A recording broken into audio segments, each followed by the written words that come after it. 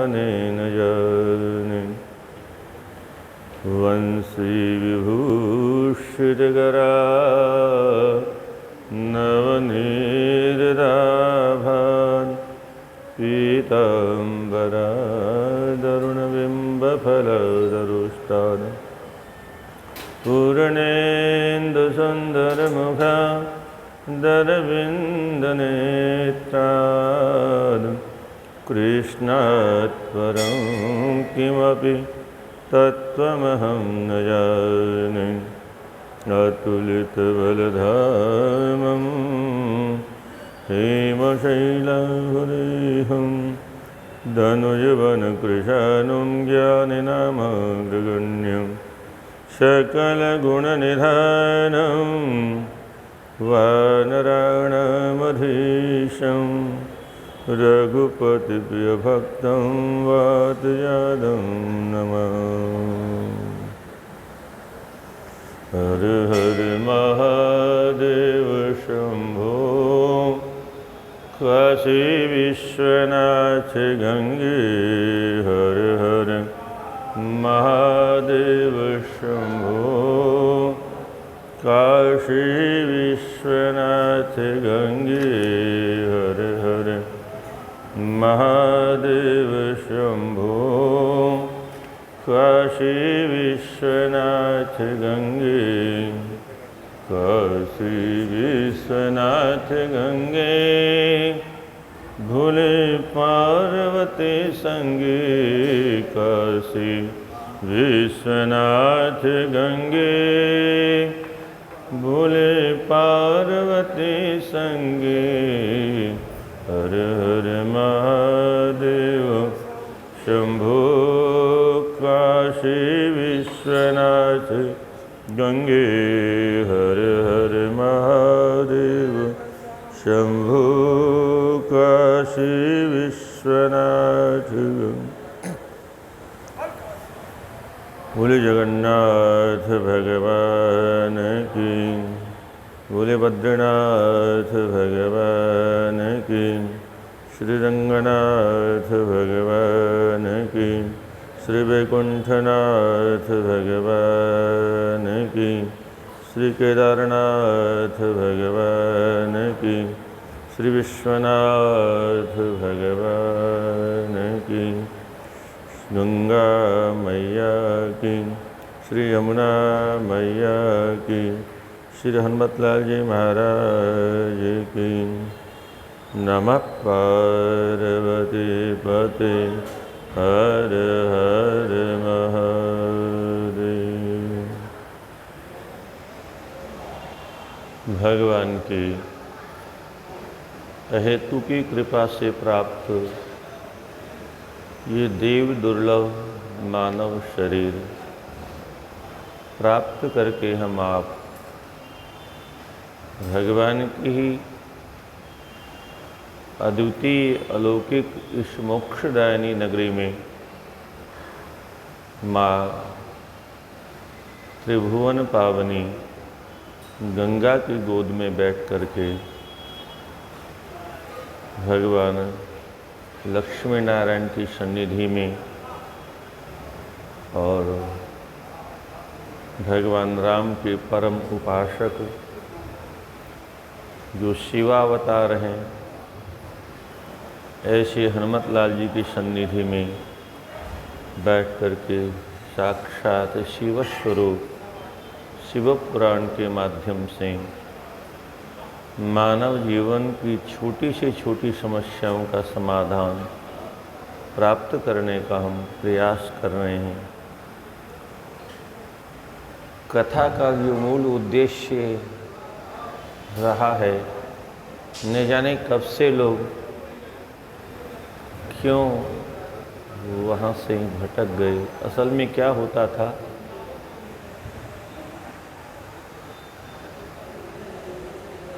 पहले श्रोता वक्ता ज्ञान निधि कथा राम के गूढ़, तो उनके सामने विशेष व्याख्या करने की आवश्यकता नहीं पड़ती थी। और हमारे देश में भी अगर विदेशियों का आक्रमण नहीं हुआ होता तो हमारा भी इतना आध्यात्मिक पतन न हुआ होता। अध्यात्म से इतने दूर न हो गए होते हम कि केवल नाम धर्म का, काम अर्थ का, क्या ये हमारा देश धार्मिक देश था, आज ये आर्थिक देश हो गया, अर्थ प्रधान है। और अर्थ के लिए तो कुछ भी कर सकता है मनुष्य, सारे शास्त्र कहते हैं। भगवान स्वयं भागवत जी में कहते हैं, तस्माद् अर्थ अनर्थाख्यम श्रेय कामस दूरतः त्यजेत्। हेते पंचदशा है नर्थाः, 15 दुर्गुण भगवान ने बताए एकादश स्कंद में अर्थ में। अब तो वो द्वापर की बात रही, अब तो न जाने कितने दुर्गुण प्रवेश कर गए अर्थ में। भगवान कहते हैं इसका नाम है अर्थ और करता है अनर्थ। अनर्थ का मूल है। और आप अच्छी तरह से देखिए, विश्व में जितने भी झगड़े होते हैं वो अर्थ के पीछे होते हैं। परिवार में जितने झगड़े होते हैं वो अर्थ के पीछे होते हैं। दो देशों के बीच में जो झगड़े होते हैं वो अर्थ के पीछे होते हैं। हमारे पूर्वजों ने जो व्यवस्था बनाई, धर्म, अर्थ, काम और मोक्ष, ये एक अद्भुत व्यवस्था थी, एक सुव्यवस्था थी, ये सुंदरतम व्यवस्था थी। विदेशियों के आने के कारण इसमें परिवर्तन हो गया, क्योंकि विदेशी तो अर्थ के लिए आए यहाँ पर, उनको धर्म से क्या लेना देना। लूट खसोट मार धाड़ उन्होंने ऐसी मचाई कि इस देश के लोग भी अर्थ प्रधान अपने आप को मानने लग गए। और दावे से हर आदमी कहता है जिसके पास अर्थ है उसकी दुनिया में पूछ है। नहीं, कोई नहीं पूछता महाराज। अरे दुनिया में कोई पूछे न पूछे, अगर वो पूछे तो दुनिया न पूछ के क्या करेगी हम। अगर वहां तक हमारी पहुंच है, जो चराचर जगत का नायक है, संयोजक है, उत्पत्ति करता, पालन करता, संहार करता है, परंतु ये सब हम भूल गए। तो पहले विशेष व्याख्या की जरूरत नहीं पड़ती थी ग्रंथों की। सब ज्ञानी होते थे, सब भक्त होते थे, सब वैराग्यवान होते थे और थोड़े में ही सब समझ जाते थे। अब चूंकि विषम अवस्था में हमारी संस्कृति है, तो वहाँ से निकालने का एक बहुत बड़ा संकल्प करके हमें उस ओर चलना है। और उसी क्रम से हम प्रयास करते हैं किसी भी ग्रंथ की व्याख्या करने का, धीरे धीरे और ज़्यादा खोज करके इस युग में क्या आवश्यक है, क्या उद्देश्य था महापुरुषों का। आज जो आप कथा सुनने जा रहे हो, आपका एक बार तो मन मस्तिष्क दिल दिमाग हिल जाएगा।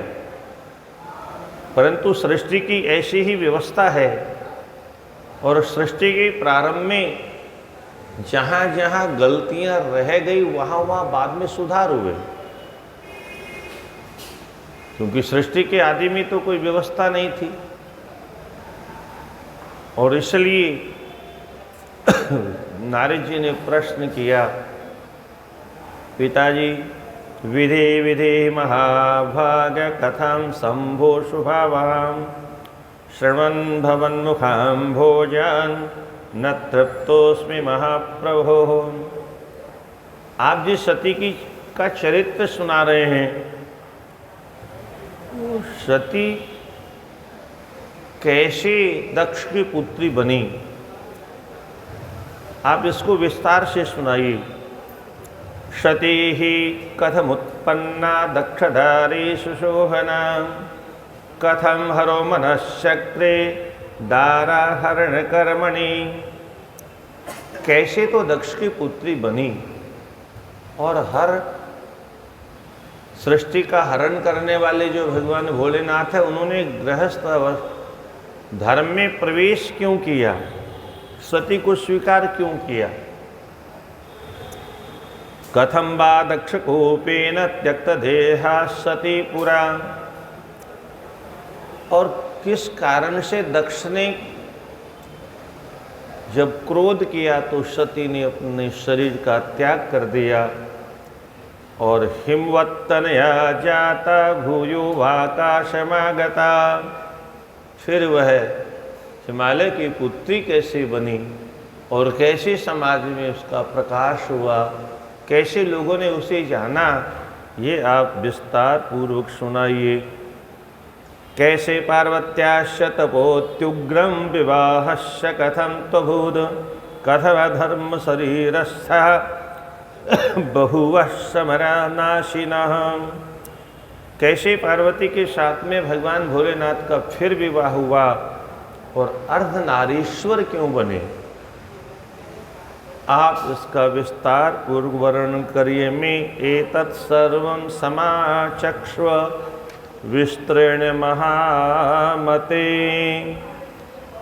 एक बहुत अच्छी बात यहाँ नारद जी आगे कह रहे हैं, मैं आपसे क्यों पूछ रहा हूँ,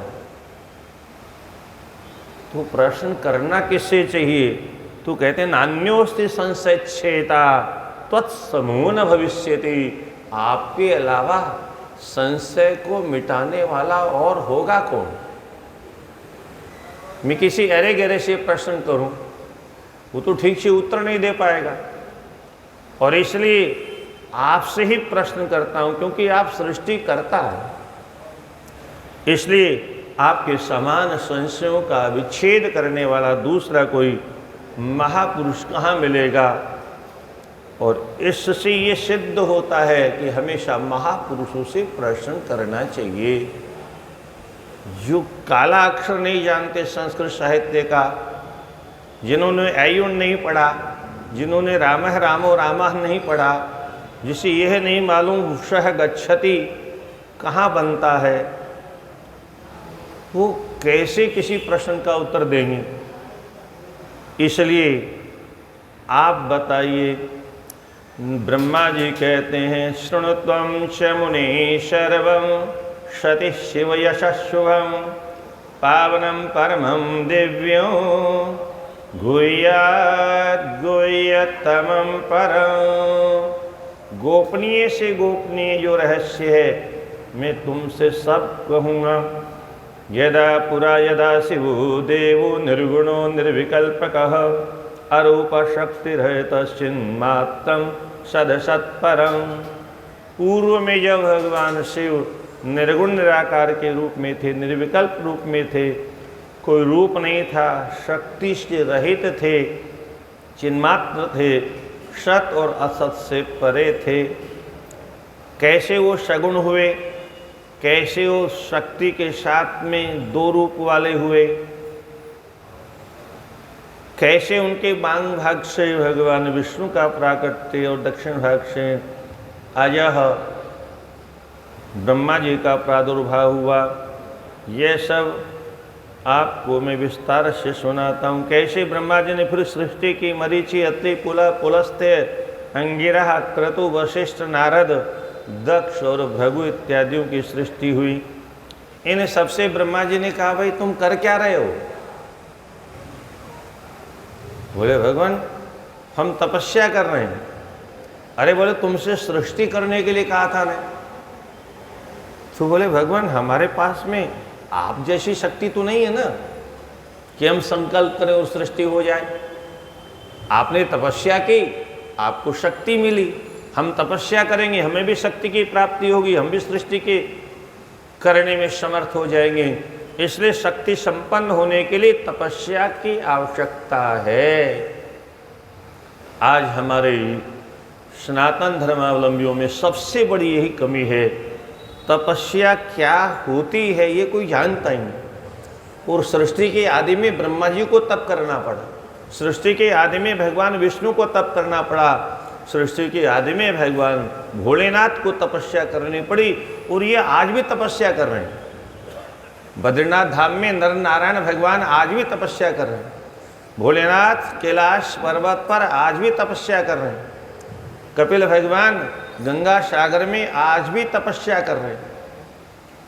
और हम तपस्या के नाम पर है, कोई कहे पालथी मार के कथा में बैठ जाओ, कैसे बैठ जाए। यानी ये हमारी इस शरीर को अधिक से अधिक आराम देने के चक्कर में हमारा शरीर बर्बाद हो गया।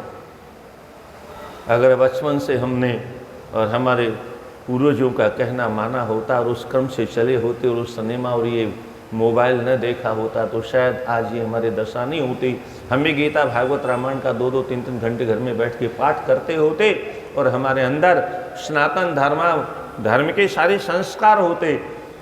और अब सारे संस्कार गायब हो गए। अब तो कपड़े पहनने की भी तमीज नहीं रही, और तो बहुत बड़ी बात है। तो जब ब्रह्मा जी ने देखा कि ये तो सृष्टि करने में अपनी असमर्थता व्यक्त कर रहे हैं, तब ब्रह्मा जी ने बहुत विचार किया। बोले पूर्व युग में सृष्टि की आखिर विधि क्या थी, उसी विधि का अनुपालन करें। तो बोले बिना नारी की सृष्टि कैसे होगी। बस ऐसा संकल्प किया। बहुत ध्यान से सुनिए, राधे राधे, बहुत गंभीरता से सुनिए। बहुत अद्भुत प्रसंग है। प्रसंग तो शायद पहले भी सुना होगा, पर व्याख्या इसकी बहुत अद्भुत है। ब्रह्मा जी ने ऐसा विचार किया तो उनसे मन से एक नारी की रचना हुई, एक अद्भुत सौंदर्य संपन्न। न तादृशे देवलोके न मर्ते न रसातले कालत्रये पिबे नारी संपूर्ण गुणशालिनी नाम्ना संध्या दिवाक्षांता सायं संध्या जपंतिका अतीव सुंदरी शुभ्रुर मुनिचेतो विमोहिनी। अत्यंत सुंदरी नारी का प्राकट्य हुआ, जिसके बराबर तीनों लोकों में 14 भुवन में कोई सुंदरी हुई ही नहीं आज तक। ऐसी अद्भुत नारी जो बड़े बड़े मुनियों के चित्त को अर्थात मन को अपनी ओर आकर्षित करने में समर्थ थी। नारी की रचना क्यों हुई आप ये समझ लो इतने में। दृष्ट्वा हम तामसमुत्थाय चिंत्यन हृदगतां दक्षादयश्च सृष्टारो मरीचाद्याश्चमत्सुताः। जब तक मैं अपनी पुत्री को अपने गोद में लेने के बारे में सोचता, तब तक एक और अद्भुत लीला हुई। मन से एक पुरुष का प्राकट्य हो गया। एवं चिंतितो में ही ब्रह्मणो मुनिषत्तम मानसः पुरुषो मंजुर आविर्भूतो महद्भुत। अद्भुत बालक, सौंदर्य का धनी, उसके सौंदर्य में बड़ा कई श्लोकों का वर्णन किया। कैसे करघनी पहने हुए, कानों में कुंडल धारण किए, मस्त मुकुट धारण किए हुए, अद्भुत चमचम चमचमाता हुआ चंद्रमा से समान ललाट है। और इस प्रकार से मध्यम भाग में करघनी पहने हुए, सोने के बाजूबंद धारण किए हुए, कंबू के समान ग्रीवा है जिसकी, मेन केतु के समान मकर वाहन पर विराजमान हुए, 5 पुष्पों से युक्त पंच पुष्प को दंडमंडित, पुष्पों का धनुष हाथ में लिए हुए, कांत मनोहर लगने वाले कटाक्ष पातन करते हुए, ब्राह्मण नयन द्वयम, दोनों आंखें तो एक क्षण भी रुकने का नाम नहीं लेती, बहुत चंचल नेत्र वाले। तम वीक्ष्य पुरुषम सर्वे दक्षाद्यः मत्सुताश्चये।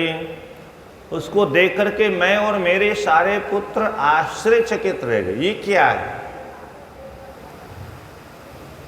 तब तक उस पुरुष ने मेरे चरणों में साष्टांग वंदन किया और वंदन करके उसने मुझसे निवेदन किया, सो किम करिष्यामि हम कर्म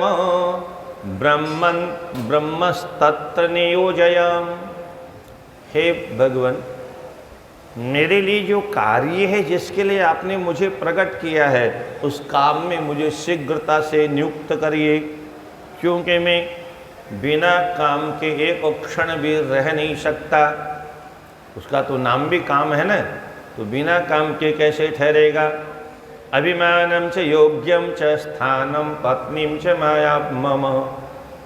मेरे लिए अभिमान योग्य उत्तम स्थान बताइए, मेरी पत्नी का नाम बताइए। तन्ने वदत लोकेश त्वं स्रष्टा जगतां पति। आप जगत के पति हो, इसलिए आप बताइए। ब्रह्मा जी कहते हैं, इस प्रकार से जब उसने पूछा तो मैंने उससे कहा, अतो मनः सुसंयम्यो सम्यक उत्सृज्य विस्मयम् अवोचत पुरुषं ब्रह्मा तत्कामं च समावहम्। कामदेव तुम्हारा नाम है और अनेन त्वं स्वरूपेण पुष्पबाणेश पंचभेः मोयन पुरुषान् श्रेष्ठ कुरु सृष्टिं सनातनीं। तुम इस अपने स्वरूप के द्वारा और इन 5 पुष्पों के बाणों के द्वारा सारे संसार की स्त्रियों को मोहित करो, सारे संसार की स्त्रियों को मोहित करो और उसके बाद स्त्री पुरुष के संयोग से सृष्टि की वृद्धि करो। अस्मिन् जीवाश्च देवाद्यः त्रिलोकेश चराचरे एते सर्वे भविष्यन्ति न क्षमास्तव लंघने। अभी ब्रह्मा जी का आदेश है, काम का उल्लंघन करने में कोई भी समर्थ नहीं होगा। इसलिए आगे की बात और गजब की ब्रह्मा जी ने कह डाली, अहम वा वासुदेवो वा स्थाणुर्वा पुरुषोत्तम भविष्यामस्तव वशः किमन्ये प्राणधारकाः। 2 का 38, 2 का 38।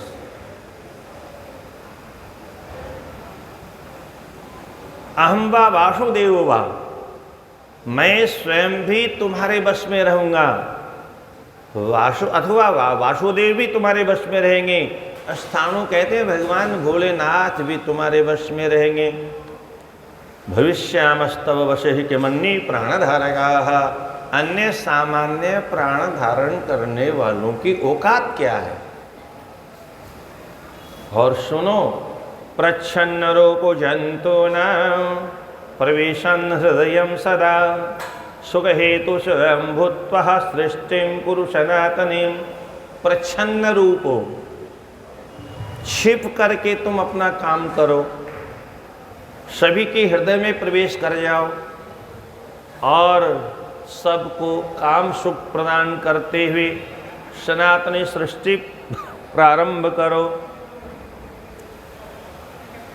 त्वत्पुष्पबाणस्य सदा सुखलक्ष्यं मनोद्भुतं सर्वेषां प्राणिनां नित्यं सदा मद करो भवान।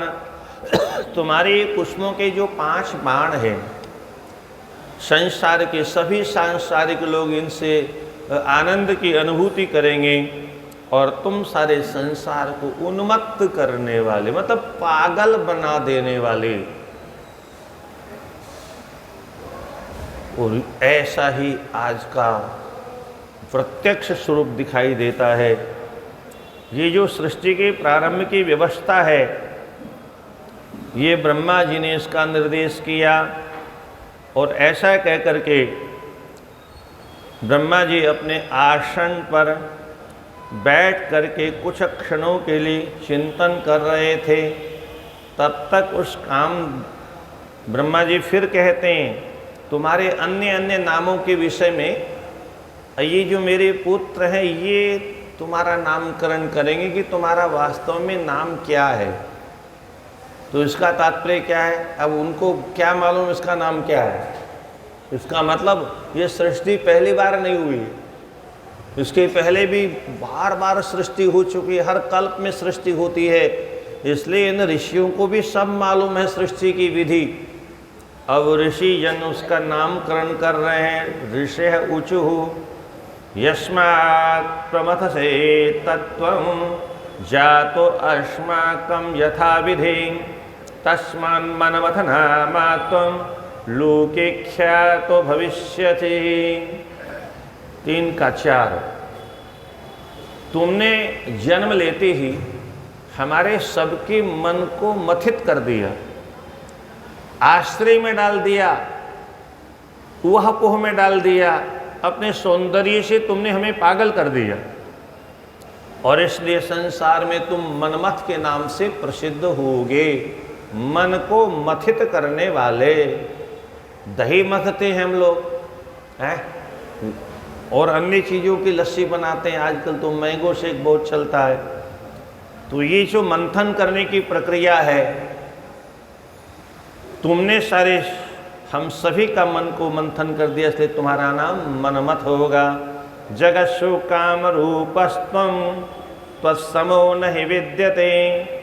जगत में तुम काम रूप हो, तुम्हारे समान कोई दूसरा नहीं है, इसलिए तुम्हारा नाम काम होगा, क्योंकि तुम्हारे द्वारा जीवों के अंतःकरण में कामना के बीज बोए जाएंगे। इसलिए मनोभव भी तुम्हारा नाम होगा, क्योंकि तुम मन से उत्पन्न हुए हो, तो एक नाम मनोभव भी होगा। मदनात् मदनाख्यस्त्वं जातो दर्पास्य दर्पकः तस्मात् कंदर्पनामापि लोके ख्यातो भविष्यसि। तुमने प्रकट होते ही सबको मदोन्मत्त कर दिया, इसलिए तुम्हारा एक नाम मदन भी होगा। और तुमने सबको दर्प से युक्त कर दिया, इसलिए तुम्हारा नाम कंदर्प भी होगा। इन नामों से तुम संसार में विख्यात हो जाओगे। त्वत्समं सर्वदेवानां यद्वीर्यं न भविष्यति ततस्थानानि सर्वाणि सर्वव्यापी भवास्ततः। और तुमने स्थान के बारे में पूछा, तो तुम तो सर्वव्यापी रहोगे, सब जगह रहो। बोले मेरी पत्नी, बोले उसकी व्यवस्था करते हैं। ऋषि कहते हैं दक्षोयं भवतः पत्नी स्वयं दास्यति कामिनी आद्य प्रजापतिर्यो ही यथेष्टम पुरुषोत्तमः। ये जो सामने दक्ष बैठे हैं हमारे भाई साहब, ये बड़े चतुर हैं, नाम ही इनका दक्ष है। तो ये प्रजापति हैं, पिताजी ने इनको प्रजापति निश्चित किया है। तो प्रजा की व्यवस्था, पति माने पालन करना, व्यवस्था करना, तो ये तुम्हारी पत्नी की व्यवस्था करेंगे। एषा च कन्यका चारुरूपा ब्रह्म मनोभवा संध्या नाम्नेति विख्याता सर्वलोके भविष्यति। अब उस कन्या की ओर देख करके कहते हैं, इस कन्या का नामकरण भी कर देते हैं साथ साथ में।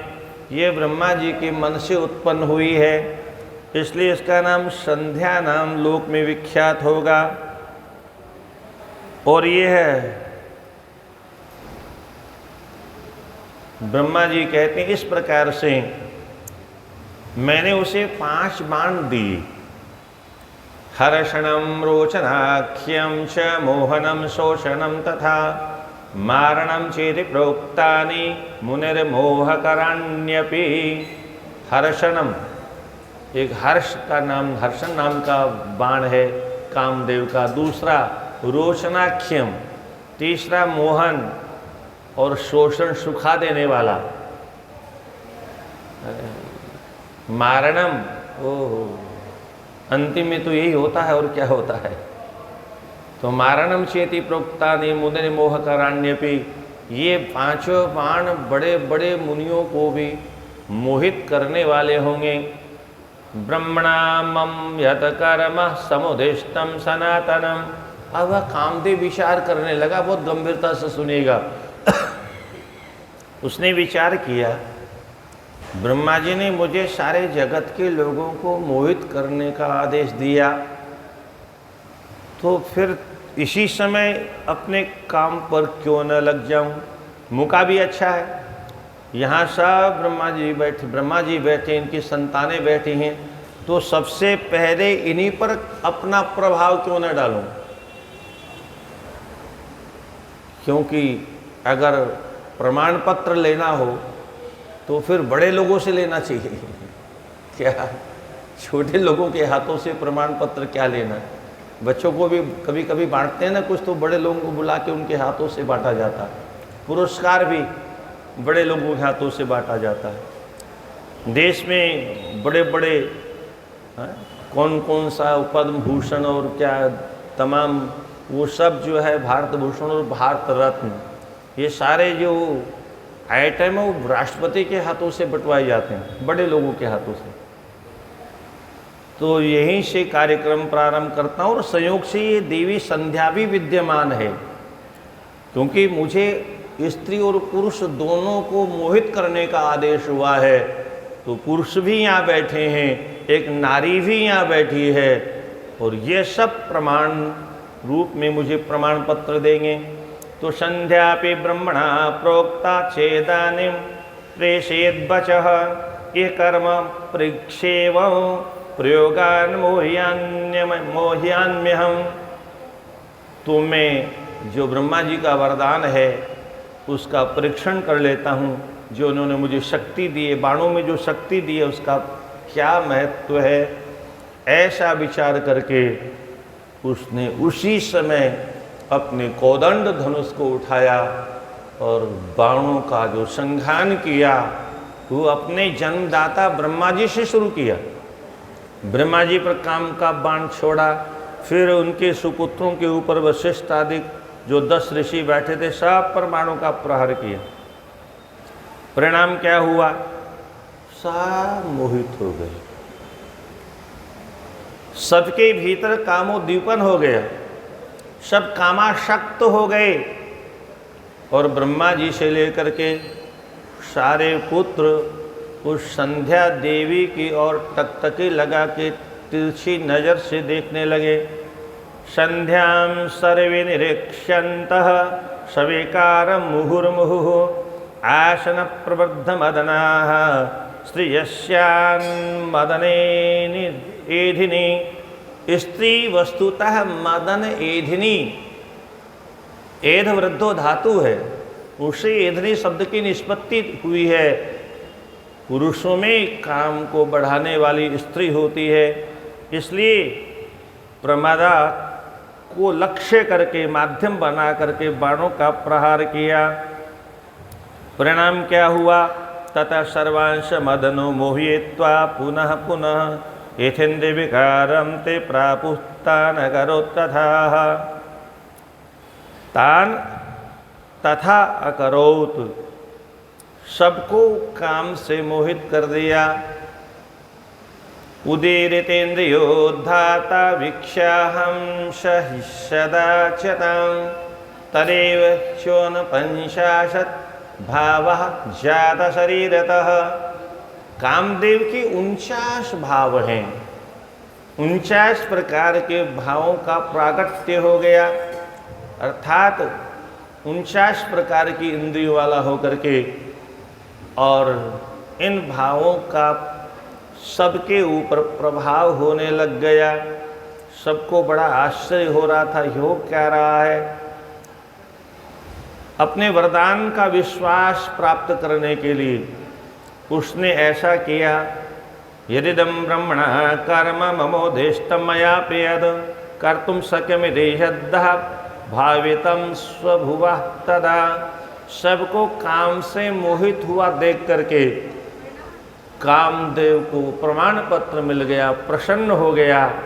जब ये सारे मोहित हो गए तो निश्चित है संपूर्ण चराचर जगत को मैं मोहित कर लूँगा।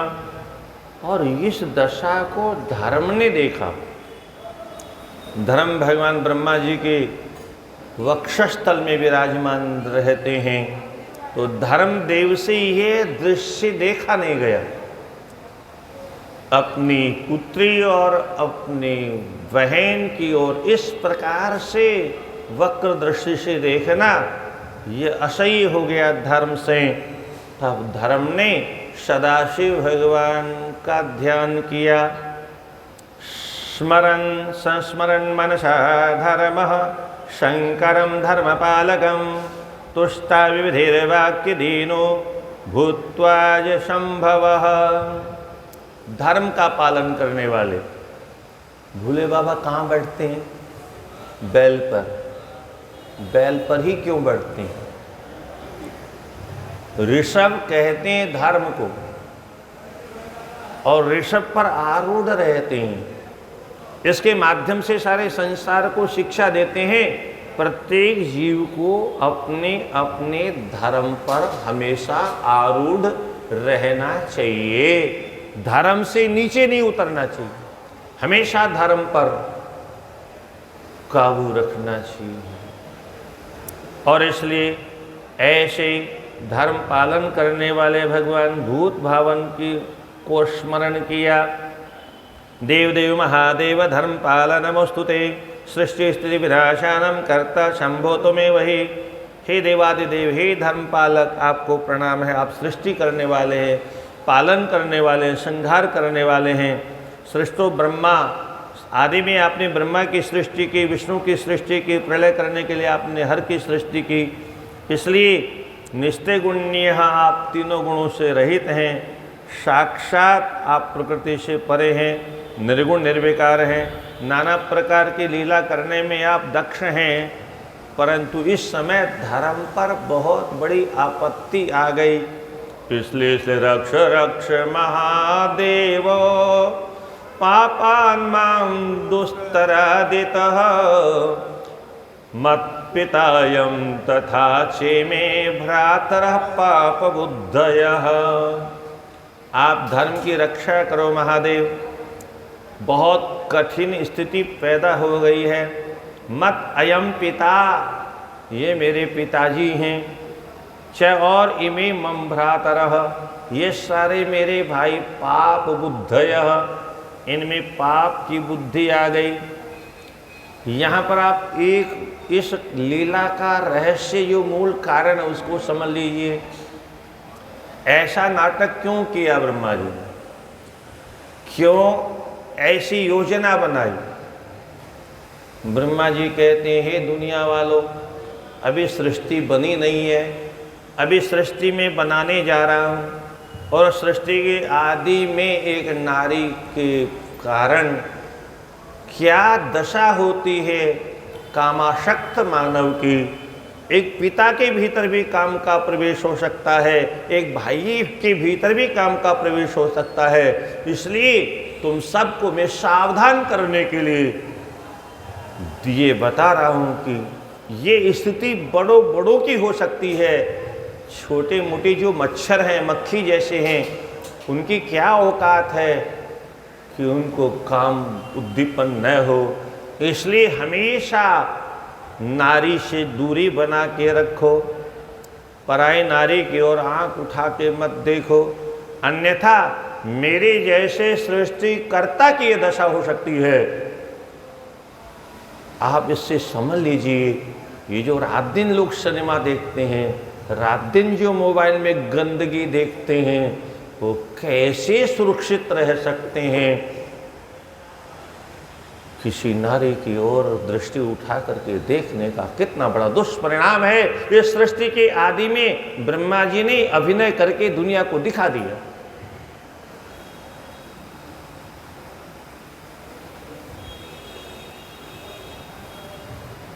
स्मरण करते ही जातो वियद्गतः शंभुर्विधिं दृष्ट्वा तथा विधिं आकाश में भगवान भोलेनाथ प्रकट हो गए और प्रकट होकर के सबको देखते हुए हंसी उड़ाई, सबकी उपहास किया। धिक्कार है, धिक्कार है, अरे अभागे तुम सब ये क्या कर रहे हो? तुम सबकी बुद्धि क्यों मारी गई?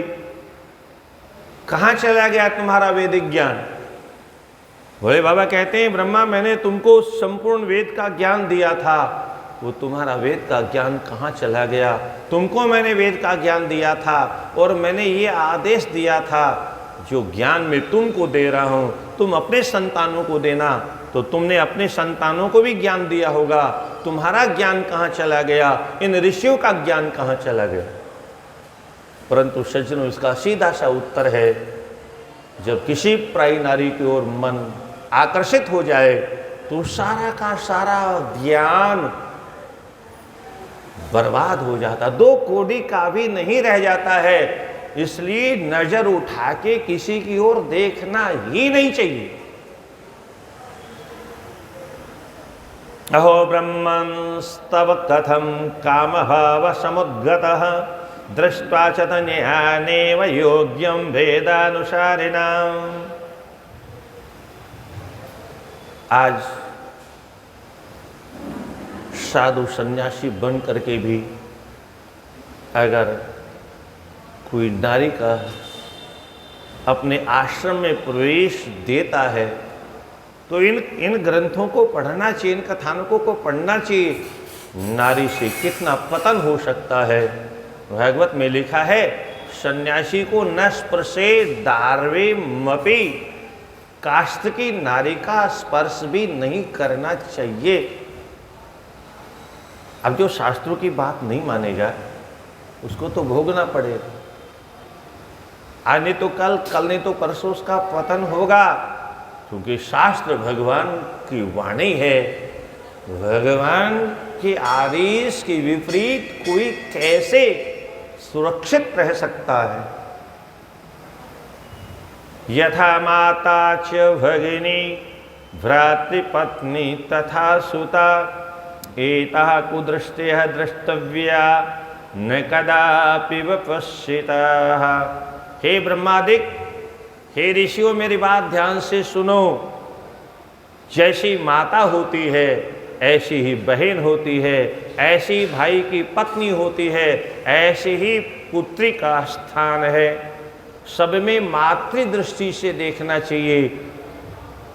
एतः को दृष्टयः द्रष्टव्यः, जो विद्वान लोग होते हैं, ज्ञानी लोग जो होते हैं, सब में मातृभाव का दर्शन करते हैं। इसलिए प्रत्येक व्यक्ति के साथ, प्रत्येक नारी के साथ मातृ संबंध जोड़ना चाहिए। परंतु आज एक और बीमारी पैदा हो गई। आज किसी छोटी उम्र में किसी बहन को माँ कह दो तो बवंडर हो जाए है। हाँ, बैंक में कभी एक मैंने किसी को माता जी कह दिया, वहाँ हल्ला हो गया, बवंडर हो गया, तुमको मैं माता जी जैसे लगती हूँ। अब क्या कहें इन मैकाले की शिक्षा को पढ़ने वाले अंग्रेजों के जो अंधे गुलाम हैं। सज्जनों, हमारे देश में, हमारी भारतीय संस्कृति में, हमारी वैदिक संस्कृति में इससे पावन और दूसरा कोई शब्द नहीं है। इससे निर्मल, इससे उत्तम, इससे श्रेष्ठ, इससे महान कोई दूसरा शब्द है ही नहीं। अब कोई कहे कि हम इस छोटी उम्र में माँ कोई हमें कहे तो ये तो अच्छी बात नहीं है ना। अब क्या कहें, क्योंकि हम भारतीय परंपराओं को नहीं जानते हैं, इसलिए हमारे खोपड़े में घुसा है कि हम माँ तो बने ही नहीं, हम माँ हो कैसे गए। तो सज्जनों, इसका उत्तर सुने कान खोल करके। जो हमारे भारतवर्ष में कन्या पैदा होते ही जगत जननी होती है, वो आदि शक्ति होती है, भगवती होती है, पराम्बा होती है, माँ दुर्गा होती है। आप कहते हो, आप कहोगे कि इसमें कोई प्रमाण है? अरे आप हर साल यही काम करते हो। नव दुर्गा में आप अपने अपने घरों में जिन कन्याओं का पूजन करते हो, वो छोरी छाकरी समझ कर नहीं करते हो, वो किसी की बेटी समझ के नहीं करते हो। ये मैया पुस्तक लेके बैठी है। मैया कल भी आप पोथी पढ़ रहे थे, मैं बहुत बोलते बोलते नहीं बोल पाया, ये पोथी बाद में पढ़ लेना, कुछ सत्संग बैठ के सुनो, ये नहीं मिलेगा दोबारा सुनने को, जीवन तो चला गया, किनारे आ गया। सत्संग में बैठने का क्या अर्थ होता है आपको कब समझ में आएगा। कुछ लोग सत्संग में बैठ करके बत्ती बनाते रहते हैं, कुछ लोग, ये सब मन एक है, उस एक मन को आप कहाँ कहाँ लगाओगे। इसलिए एक मन को एक समय में एक जगह लगाइए, और कहीं अच्छा सत्संग संयोग से हो, बैंड बज रहे हो, कुछ चुटकुले हो रहे हो, तो आप कुछ भी करिए, चलेगा। और मैं जो आपको सुना रहा हूं, दोबारा आपको सुनने का अवसर मिलेगा कि नहीं मिलेगा पता नहीं।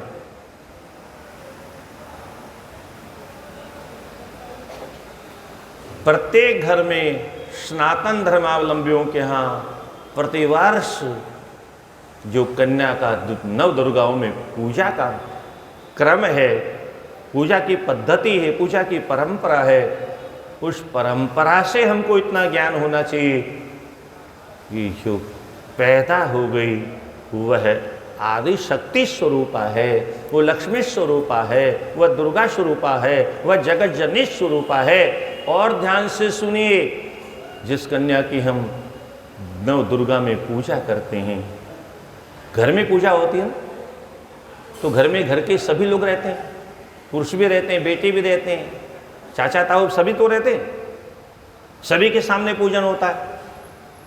सज्जनों,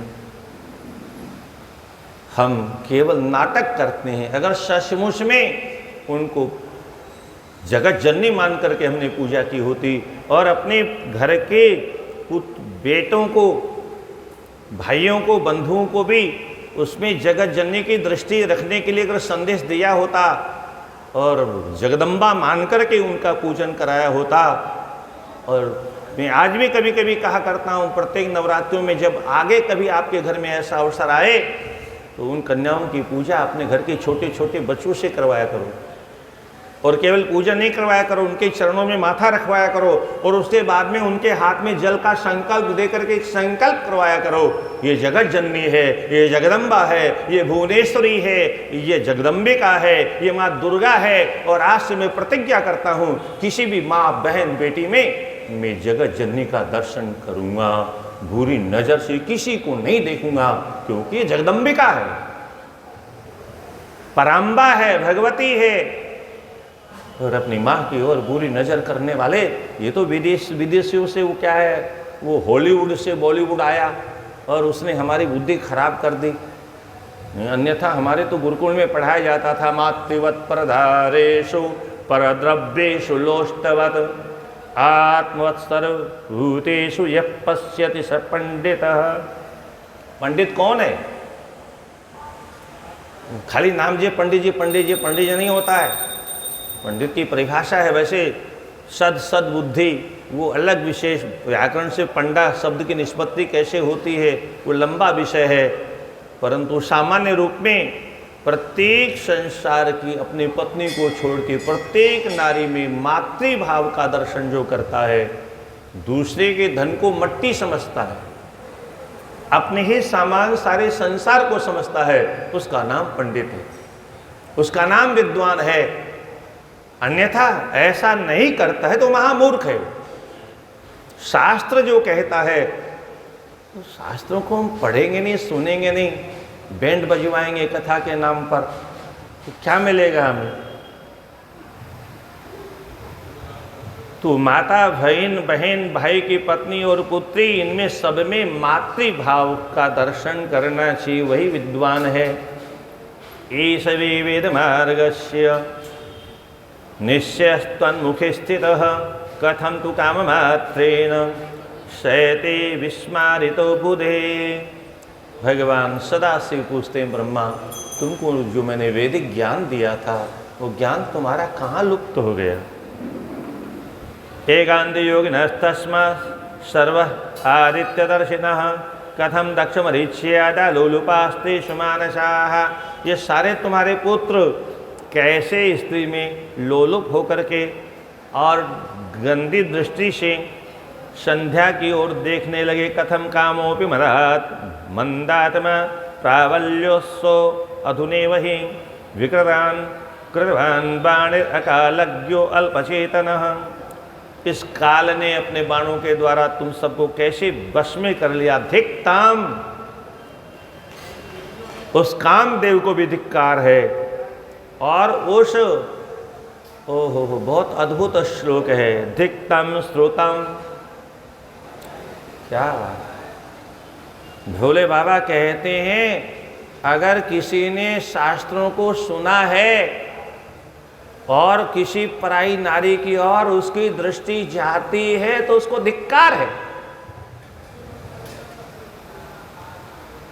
यश लोके सोहम शिवस्य च धिक्तम श्रुतम सदा तस्य यस्य कांता मनोहरद धैर्यादा कृष्य लोल्येषु मज्जत्यपि मानसम। पराई नारी जिसको आप मन हरण कर ले, वह अगर श्रुतिज्ञ है, वेदज्ञ है, बहुज्ञ है, समाज में सम्मान योग्य है, पर उसको धिक्कार है। जब करने वाले जापक को धिक्कार है, तप करने वाले तपस्वी को धिक्कार है, भजन करने वाले भजनानंदी को धिक्कार है, तीर्थ में रहने वाले उस तीर्थवासी को धिक्कार है, वेद शास्त्रों को पढ़ने वाले को धिक्कार है जो स्त्री उसका मन हरण कर ले। इसलिए तथा काम विकारम ही निगृह्य, ब्रह्मा जी कहते हैं मैं बहुत लज्जित हो गया, शर्म के मारे पानी पानी हो गया, मेरे सारे शरीर से पसीना बहने लग गया, सारे वस्त्र गीले हो गए। इति तस्य वचः श्रुत्वा लोके सोहम शिवस्य च व्रीडया द्विगुणीभूतः स्वेदार्द्रस्वभवं क्षणाद। अपने पसीने से भी गीला हो गए। और सुनिए उस पसीने से क्या हुआ। राधे राधे पंडित जी, राधे राधे। समाधि में चले गए। दिदिक्षोरपि तद्धित्यः तां संध्यां कामरूपिणी मच्छरजातु घरमां भोः यत्पपातद्वियोत्तमः अग्निख्वाता पितृगणः जातः पितृगणास्ततः। ततः हमारी जो पितृगण है अग्निख्वाता इत्यादि, वो उस पसीने से उत्पन्न हुई। पितृगणों की उत्पत्ति कहाँ से हुई? ब्रह्मा जी को जो पसीना छूटा उससे अग्निख्वात, बरीखद आदि आदि पितृगणों का प्राकट्य हुआ। कुछ कृष्ण वर्ण वाले हुए, कुछ अंजन के समान विकसित वर्ण वाले हुए, कुछ कमल के समान नेत्र वाले हुए। ऐसे पुण्यशील संसार में, संसार से जो सदा विमुख रहने वाले, यानी संसार में विषयासक्त नहीं होते पितर, ऐसे पितरों का प्रागट्य हुआ। सहस्त्राणाम, कितने पितर हुए? ओ गजब लिखा है यहाँ पर। सहस्त्राणाम चतुष्षष्टिर अग्निख्वाता प्रकीर्तिताः। अग्निख्वाता नाम के जो पितर हैं वो बहुत ज़्यादा नहीं, मात्र 64,000। राधे राधे। 64,000 अग्निख्वाता नाम के पितर हुए। और बहिर्खत तो और भी कम हुए, वो मात्र 86,000। क्या? बरिखत नाम के पितृगणों का प्राकट्य हुआ। घर्मां भापतिदं भूमो तदा दक्ष शरीरतः। उसी समय दक्ष के शरीर में जो पसीना उत्पन्न हुआ, वो अपने अपराध बोध के कारण जो ग्लानि हुई, उस ग्लानि में जो पसीना उत्पन्न हुआ, तो दक्ष के शरीर से एक दिव्य देवी का प्राकट्य हुआ। तन्वंगी समध्यमात्स्य तनुरोमा बलिश्रुताः मृदंगी चारुदशना नवकांचन सुप्रभाः।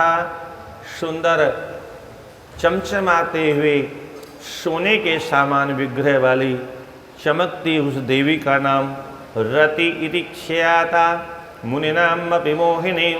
रति नाम की देवी का प्रागट्य हुआ, जो थोड़ी देर में कामदेव की पत्नी बनने वाली है।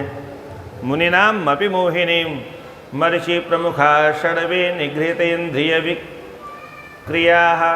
मरीचि अंगिरा, पुलस्त्य इत्यादि, क्रतु इत्यादि ने तो अपनी इंद्रियों पर कंट्रोल कर लिया, परंतु उसमें 4 जो ब्रह्मा जी के मानस पुत्र थे वो अपने इंद्रियों पर कंट्रोल नहीं कर पाए। ऋते, कर्तु ऋषि और वशिष्ठ ऋषि और पुलस्त्य और अंगिरा ये अपने मन को वश में नहीं कर पाए, तो इनके शरीर से जो पसीना गिरा उससे भी पितरों का प्राकट्य हुआ। उससे कौन कौन से पितर प्रकट हुए तो उनके नाम गिनाते हैं।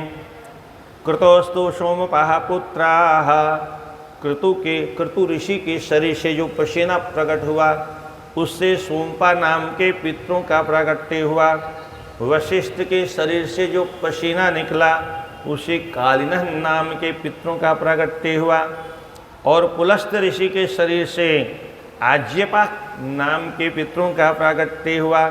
और अंगिरा ऋषि के पसीने से हविखमन्तः इन पितरों का प्राकट्य हुआ। जातेषु तेषु विप्रेन्द्र अग्निख्वातादिके स्वथ लोकानां पितृवर्गेषु कव्यवाश्च समन्ततः। ये सारे अग्निख्वाता इत्यादि जो पितृगण हैं, लोक में हव्य और कव्य 2 पदार्थ होते हैं। हव्य पदार्थ देवताओं को जिसको हम देते हैं अग्निकुंड में स्वाहा स्वाहा, वह हव्य पदार्थ होता है। देवताओं को जो भी दिया जाता है वो हव्य पदार्थ होता है। और पितृगणों को जो भी प्रदान किया जाता है उसे कव्य पदार्थ कहते हैं। इसलिए इनका नाम हुआ कव्य वहन करने वाले। कव्यवाटः समन्ततः, कव्यवाट नाम से ये पितृगण प्रसिद्ध हो गए। संध्या पितृ पशुर्भूत्वा तरुदेश युता भवद निर्दोषा शंभु संदृष्टः धर्म कर्म परायणाः। ये संध्या के कारण ही पितरों का प्राकट्य हुआ। इसलिए ये संध्या शिवजी के द्वारा देखे जाने के बाद में ये निर्दोष सिद्ध हो गई और धर्म कर्म में तत्पर रहने वाली हुई। और इतना कह करके भगवान शिव वहाँ से विदा हो गए। अर शंकर वाक्य न लिजितो हम पितामह कंदर्पायात कोपि सम कि भृगुटिर कुटिलानलः। ब्रह्मा जी कहते हैं, बेटे नारद, मेरी बहुत बेइज्जती हुई और तब मैंने अंतिम में सारा गुस्सा कामदेव पर उतारा और कुपित होकर के मैंने उसकी ओर तेजी नज़र से देखते हुए कहा, अरे दोस्तों, ये सब तुम्हारी वजह से हुआ। अगर तुमने अपने बाणों का प्रयोग नहीं किया होता तो फिर ये हम सब की दुर्दशा नहीं होती और भोलेनाथ हमारा इस प्रकार से अपमान न करते होते। पर ये सारी तुम्हारी की हुई कृति है, इसलिए तुम अपराध के पात्र हो। जाओ, मैं तुम्हें शाप देता हूँ, तुम उन्हीं शिव जिन्होंने आकर के हम सबका अपमान किया, उन्हीं शिव जी के द्वारा तुम भस्म कर दिए जाओगे। ये सब कथाएं कड़ियाँ जुड़ी हुई हैं, एक दूसरे से कड़ियाँ परस्पर में जुड़ी हुई हैं। इनको आप जोड़ के देखेंगे तो आपको पता चलेगा। इसलिए हमारे यहाँ कहा जाता है सब देवी घटना है, ये मानवीय घटना नहीं, ये देवी घटना मतलब ईश्वरीय विधान से की हुई विधि के द्वारा संचालित घटनाएं हैं। ऐसा होना ही था, क्योंकि ऐसा नहीं होता तो सृष्टि आगे बढ़ती नहीं। सृष्टि को बढ़ाना है, इसलिए ये सब नाटक होना था। तुभुनेत्राग्नि निर्दग्धः कंदर्पो दर्प मोहितः भविष्यति महादेवी कृत्वा कर्मसु दुष्करम। जाओ, तुम जल करके भस्म हो जाओगे, तुम्हारी वजह से आज ये दशा हुई। सबका गर्व नष्ट हो गया। और तब कामदेव ने फिर ब्रह्मा जी के चरणों में प्रणाम किया और वो पूछता है, हे पितामह, आप मेरी गलती बताओ। मेरी क्या गलती?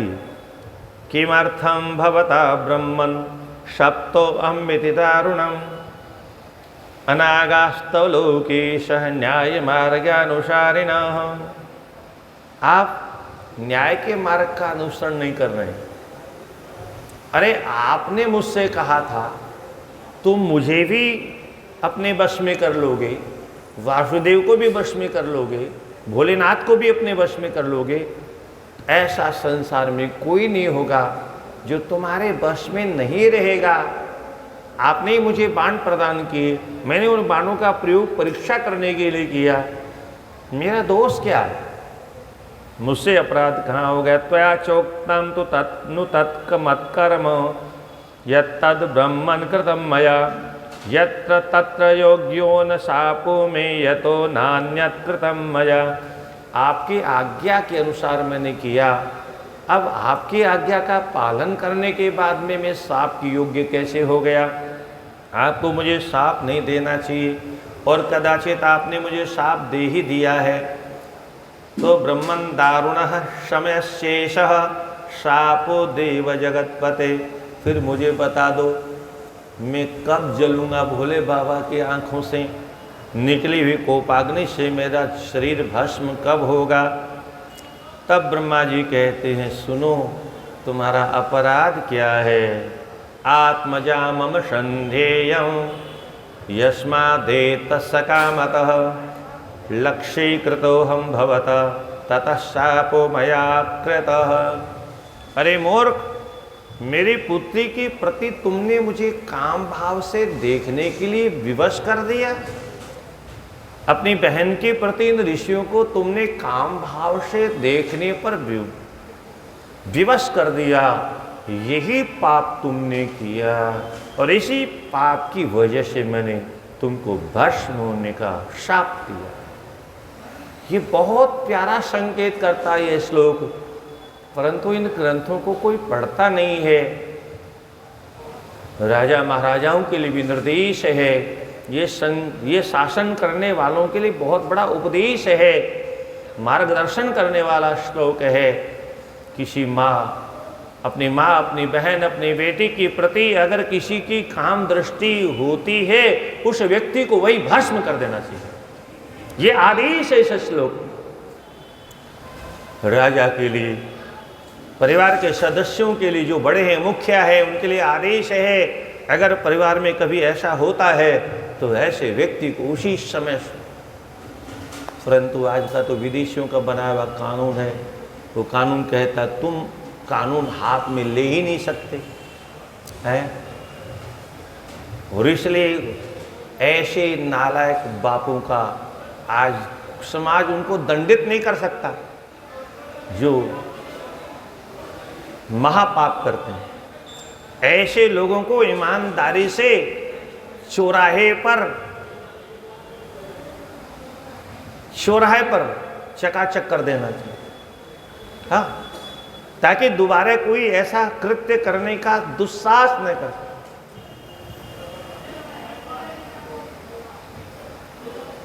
अधुना शांत रोषोहम। अब देखो मेरा क्रोध शांत हो गया है। अब मेरी बात ध्यान से सुनो। तुमने पूछा मैं भस्म कब होऊंगा, तो अपनी जब भगवान भोलेनाथ दारप परिग्रह करने की जब योजना बनाई जाएगी, यानी पत्नी ग्रहण करने के लिए देवता लोग उनसे प्रार्थना करेंगे, और तुमको भेजा जाएगा, और तुम वहाँ जब अपना तांडव करोगे तब तुम भस्म हो जाओगे। और उसके बाद जब भोले बाबा विवाह कर लेंगे देवताओं की प्रार्थना पर, तब तुम्हारा शरीर तुम्हें पुनः वापस प्राप्त हो जाएगा। इस प्रकार से ब्रह्मा जी कहते हैं, हे पुत्र, जब भोले बाबा अपने स्थान में चले गए तब मद्देह जेयम कंदर्पः सदरूप गुण संयुता एनाम गृहीष्व भार्यार्थम भवतः सदृशिं गुणैः। दक्ष प्रजापति को मैंने संकेत किया, तुम्हारे पसीने से उत्पन्न होने वाली जो रति है उसका विवाह कामदेव के साथ कर दो। और तब दक्ष प्रजापति ने कहा, ये मेरी पुत्री है, एनाम गृणेश्व भार्यार्थम, इसको अपनी पत्नी के रूप में तुम स्वीकार करो। भवतः सदृशिम गुणे है, गुणों में ये तुम्हारे समान है। और इस प्रकार से उन दोनों का विवाह संपादित कर दिया। विवाहियम ताम समरसोपि मुमोदातिव नारद, दक्षजाम तनियाम रम्याम मुनिनामपि मोहिनी। स्मर माने कामदेव का जब स्मर, नाम भी बड़ा अद्भुत है, स्मर, स्मरण करते ही जो अटैक कर दे, स्मरण कर, याद करते ही जो चढ़ जाए खोपड़ी पर। तो दक्ष के पुत्री को प्राप्त करके वो बहुत आनंदित हुए। और उसके बाद अस्या स्वभाव सौरम्यम, इनका सब रूप इत्यादि का वर्णन है।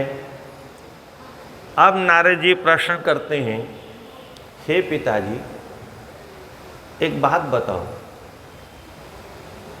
कामदेव को शाप मिल गया, कामदेव का पुनः विवाह भी हो गया, कामदेव का शरीर कब भस्म होगा यह भी सब निश्चित हो गया। अब वो बेचारी जो संध्या थी उसका क्या हुआ? 5वां अध्याय। ब्रह्मन् विधि महाभाग विष्णु शिष्य महामते, अद्भुता कथिता लीला त्वया च शीलमौलिनः। आपने बड़ी अद्भुत कथा सुनाई। अब एक बात बताइए, मानसेषु च पुत्रेषु गतेषु स्वधामसु, वो मानस पुत्र तो अपने अपने धाम में चले गए। संध्या पुत्र गता सा च ब्रह्मपुत्र पितृप्रभुः, वो जो ब्रह्मा जी से पसीने से, जो ब्रह्मा जी के मन से जो प्रकट हुई थी, वह संध्या कहाँ गई? उसने उसके बाद में क्या किया? किम चकारच केनेव पुरुषेण विवाहिता, एतत्सर्वं विशेषेण संध्यायाः चरितं वद। किस पुरुष विशेष के साथ में संध्या का विवाह हुआ और उसके लिए उसने क्या किया, ये आप कृपा करके बताइए। ब्रह्मा जी कहते हैं, ध्यान से सुनो। सा संध्या सुता में ही मनोजाता पुरा भवत, तपस्तप्त्वा तनुं त्यक्त्वा शिवजाता तरुन्धति। उसने तपस्या की, तपस्या के बाद में उस शरीर को छोड़ा। हर हर महादेव शंभो, काशी विश्वनाथ गंगे, हर हर।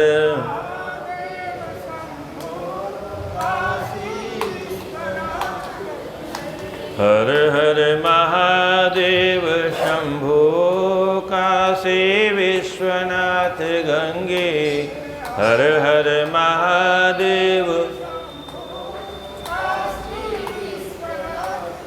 कीर्तन का मतलब ये होता है उच्च स्वरेण, उच्च स्वर से जो गाया जाए उसका नाम ही कीर्तन है। ये मानसिक जप नहीं है, ये उपांशु जप भी नहीं है। उच्च स्वर से जो गाया जाए उसी का नाम कीर्तन है। और ये पहली सीढ़ी है। अगर हम किसी भी प्रकार के विकारों से ग्रस्त होते हैं, चाहे वो निद्रा हो चाहे अन्य किसी विकार से, तो उच्च स्वर से कीर्तन करना चाहिए, क्योंकि नींद को कीर्तन से बहुत घृणा है, दुश्मनी है, एक साथ रह नहीं सकते। इसलिए उच्च स्वर से कीर्तन करना चाहिए। कीर्तन, और आज एकादशी है, एकादशी के दिन उच्च स्वर से कीर्तन करना मना है। एकादशी को वैसी शक्ति कम हो जाती है, तो शक्ति कम हो जाती है, मैया कहते नहीं होती, अच्छी बात है। भक्ति अगर उच्च कोटि की है तो शक्ति और बढ़ जाती है, भक्ति कम है तो फिर आज क्या बनेगा, आज क्या बनेगा, और कुछ नहीं तो 10 बार लस्सी पी लेंगे। एकादशी को बहुत ज़्यादा लगती है।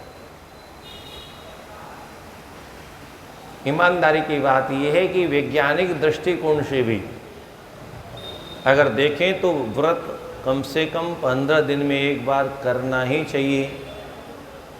या आखिर मशीन कब तक चलती रहेगी? गबर गबर गबर गबर कब तक मशीन चलती रहेगी? घिस जाएगी, जाम हो जाएगी, 24 घंटे गर्म बनी रहेगी। तो इसको विश्राम देने के लिए कम से कम व्रत करना चाहिए। परंतु एकादशी के दिन अगर 1 नंबर का व्रत नहीं हो तो कोई बात नहीं, 11 नंबर वाला करो। 11 मतलब 11 से तो 11 बार खाओ, कोई दिक्कत नहीं, पर अन्न नहीं खाना चाहिए। क्या है? 11 है तो भले ही 11 बार सागार कर ले। अन्न में बहुत दोष माना गया है। अब ये शास्त्रों का सिद्धांत की बातें हैं। मैं काले की शिक्षा वालों को कुछ नहीं कहता, क्योंकि वो तो अटरम सटरम गटरम लटरम पटरम, उन्होंने तो अपने पेट को शमशान बना लिया है, जहाँ मुर्दा दफनाया जाता है। अच्छा, मुर्दा छू करके नहाते क्यों हैं? मुर्दनी में जाकर के नहाते क्यों हैं? क्योंकि अशुद्ध हो गए। हमारे सनातन धर्म में मुर्दनी में जाने पर नहाना पड़ता है। छूने के बाद दूर, मुर्दनी में जाने पर नहाना पड़ता है। छू गए तो फिर तो कम से कम 3 दिन का छुआछूत तो लगी जाती है। और फिर दहित्वा बहित्वा, चाहे जिसने दहन किया है अथवा किसने बहाया है, तो 10 दिन में शुद्ध नहीं होगा। और 3 दिन में कैसे शुद्ध होता है पता नहीं। कौन करवाता है, कैसे करवाता है, कराने वाले भी कौन से नरक में जाएंगे और करने वाले भी कौन से नरक में जाएंगे। अब ये अलग व्यवस्था भगवान को बनानी पड़ेगी, क्योंकि पहले तो थी नहीं। नई दिमाग में उपज आई है, तो इसके लिए नया नरक भी बनाना पड़ेगा विधाता, क्योंकि पहले तो ऐसा कुछ था नहीं, कभी ऐसा होता नहीं था। पर लोग कलयुग में इतने कमबख्त हो गए, अपने पूर्वजों के लिए उनके पास 10 दिन का समय भी नहीं। हाय धन, हाय धन, हाय पैसा, हाय पैसा। अरे पिताजी चले गए, तुम अमर हो क्या? क्या? अच्छा, हम जब चले जाएंगे तो कौन कमाएगा? कभी सोचा हमने? बोले बाप, हम हैं तो घर है, हमारी बड़ी बीमारी है, हम हैं तो चला रहे हैं, हमारे बिना क्या होगा पता नहीं। अरे ऐसे कहते कहते हमारे पता नहीं कितने पुरखे मर गए। दुनिया ऐसे ही चल रही है धकाधक, दुनिया की दौड़ बंद नहीं हुई। अब उसको आप पहले से अच्छा भी कह सकते हो, पहले से बुरा भी कह सकते हो, अपनी अपनी आपकी समझ है, पर दुनिया बंद नहीं हुई। दुनिया तो ऐसे ही चलेगी। हमारी वजह से घर चल रहा है, हमारी वजह से परिवार चल रहा है, हमारी वजह से देश चल रहा है। ये आले दर्जे की महामूर्खता है। अरे चलाने वाला बहुत बड़ा शक्तिशाली है, वो सब को चलाता है, जड़ चेतन सब का मालिक है। इसलिए सबको वो चलाता है, हमको वो चलाता है, हम क्या घर चलाएंगे। इसलिए जो शास्त्र का सिद्धांत है उसी के अनुसार दशगात्र करना चाहिए, उसी के अनुसार एकादशा करना चाहिए, उसी के अनुसार द्वादशा अथवा त्रयोदशा करना चाहिए। मन मर्जी से नहीं करना चाहिए। और नहीं मानते हो शास्त्र को तो मत करो। बहुत से लोग नहीं कर रहे हैं, नहीं कर रहे हैं बहुत से लोग। तुम भी मत करो। कौन कोई धर्म की विशेषता यह है सज्जनों, यहाँ कोई कान पकड़ने वाला नहीं है। हमको ज्ञान है तो धर्म पर चलें, हमको अज्ञान है तो अधर्म पर चलें। जो मर्जी सो करें, परमात्मा ने हमको खुली छूट दे रखी है। पर एक बात हमेशा ध्यान रखें, जो हम करेंगे वो हमें को भरना पड़ेगा, पड़ोसी को नहीं। पड़ोसी जो करेगा वो भोगेगा। इसलिए हमें क्या करना है, ये हमें निश्चय करना है। हम छोटा सा जीवन है, थोड़ा सा जीवन है, पानी किसी बुदबुदे की तरह से मिट जाएगा। खुला हुआ हवा भरा हुआ गुब्बारा पता नहीं कब बंद हो जाए, कब हवा निकल जाए, कोई निश्चित नहीं। उस गुब्बारे पर लिखा हुआ नहीं है, इस गुब्बारे पर भी लिखा नहीं है ये हवा कब निकल जाए, कब ऊपर की ऊपर रह जाए, कब नीचे के नीचे रह जाए, पता नहीं। इसलिए छोटी सी जिंदगी के लिए पाप ज़्यादा बटोरना नहीं चाहिए। तो संध्या ने तपस्या करने के बाद में अरुंधति का रूप धारण किया और वशिष्ठ जी के साथ में उसका कालांतर में विवाह हुआ। कैसे हुआ उसका विस्तार से वर्णन है, उसको आप विशेष रूप से क्रमशः सुनिए संक्षेप में। जिस समय सब चले गए तो संध्या देवी विचार करती है, हाय हाय धिक्कार है, मैं ऐसी अभागी नारी हूँ जिसके ऊपर पिता की भी दृष्टि, जिसके ऊपर भाइयों की भी दृष्टि, हाय धिक्कार है। मेरे जैसी स्त्री को जीवन जीने का कोई अधिकार नहीं, मुझे तो आत्महत्या कर लेनी चाहिए, मैं जी के क्या करूंगी।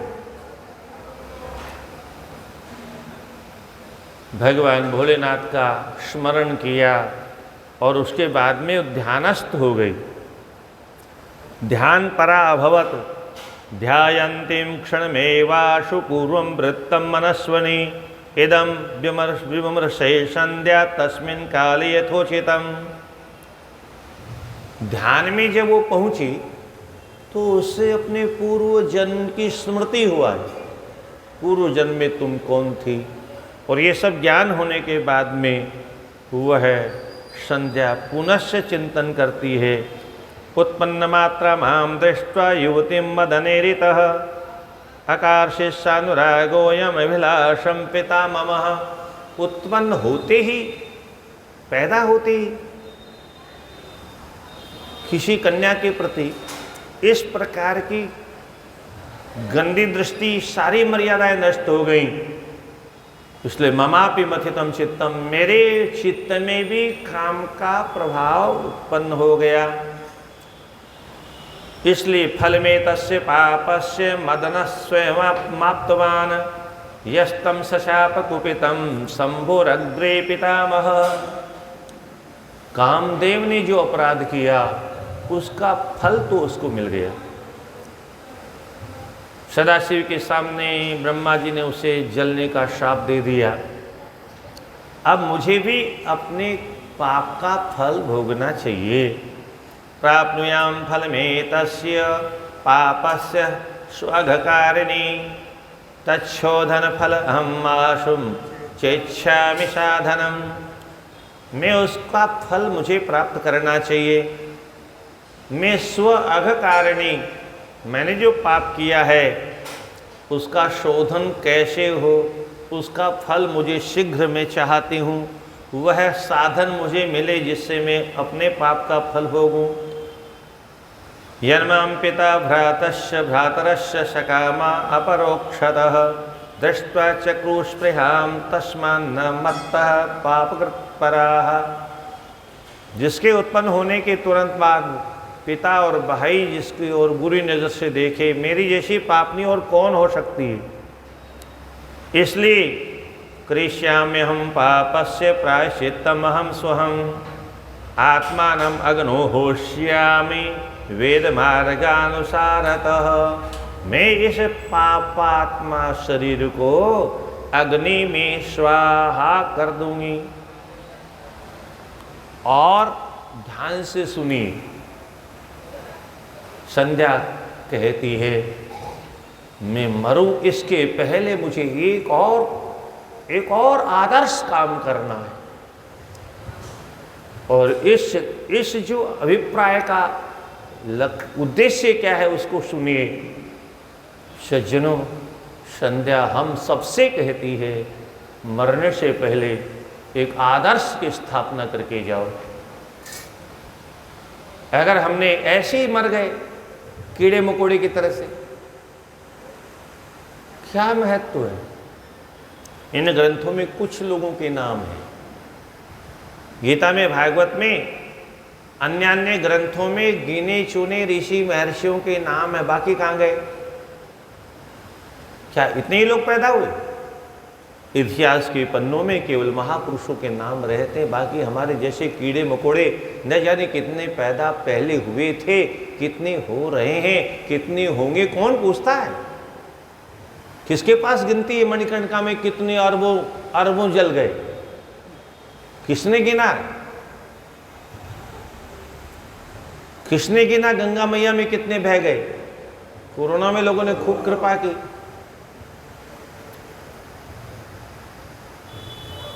कोरोना से और जो हुआ सो हुआ, संसार की वास्तविकता का भी पता चला। क्या? ये दुनिया में कोई किसी का नहीं है। बच्चा तड़प रहा है, मम्मी पापा चिल्ला रहा है और उसके पास में कोई मम्मी पापा जा नहीं रहे डर के मारे कि कोरोना हमको पकड़ लेगा।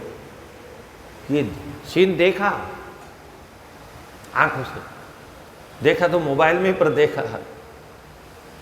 इतना डर, पिता के शरीर को कोई छूने को तैयार नहीं, माँ के शरीर को कोई छूने को तैयार नहीं, पति के शरीर को लेने वाला नहीं, पत्नी के शरीर को कोई लेने वाला नहीं, भाई बंधु कोई, सब लावारिस जलाएगा।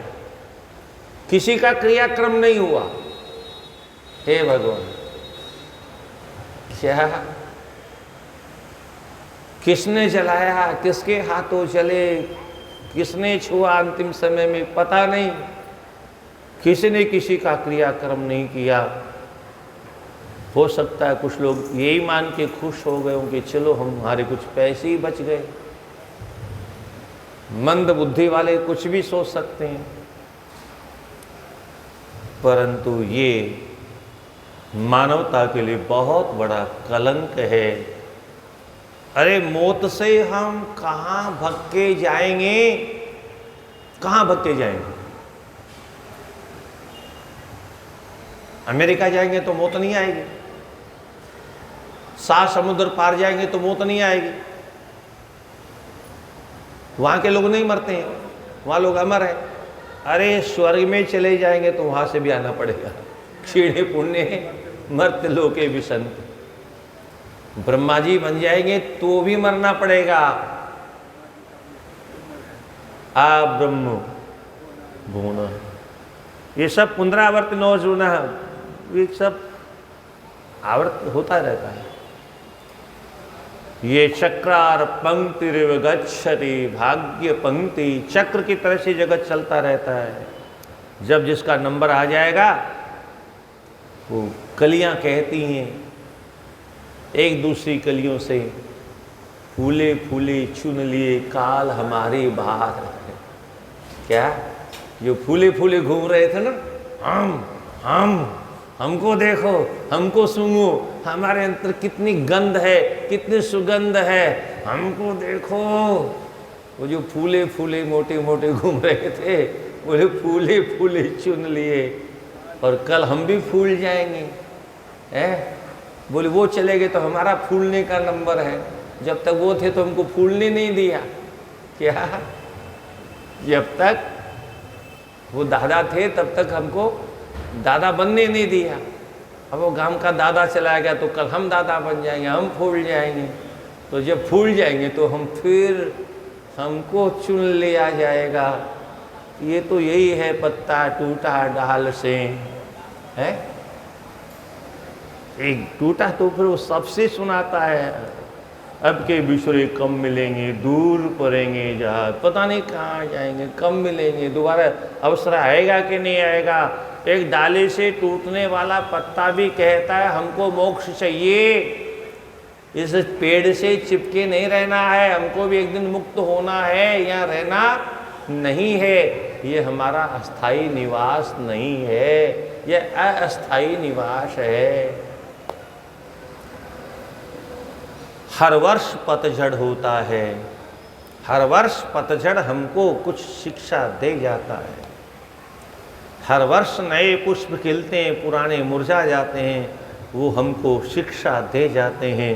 हर वर्ष नए फल खिलते हैं और ख़त्म हो जाते हैं, और साथ में हमको उपदेश दे जाते हैं, हम भी गए, तुमको भी जाना है। कितने गए हमने अपने हाथों से, अपने कंधों से पहुंचाया शमशान तक, कितनों को हमने आग लगाई, पर हमको लगता है कि हम अमर हैं। ये जो अज्ञान है, इस अज्ञान को नष्ट करने के लिए इन शास्त्रों को सुनना चाहिए। तो वह संध्या देवी चिंतन करती है क्या, उसको ध्यान से सुनिए। किम त्वेकां स्थापयिष्यामि मर्यादामिह भूतले उत्पन्नमात्रा न यथा सकामास्यु शरीरिणः। बहुत अद्भुत चिंतन किया संध्या मैया ने।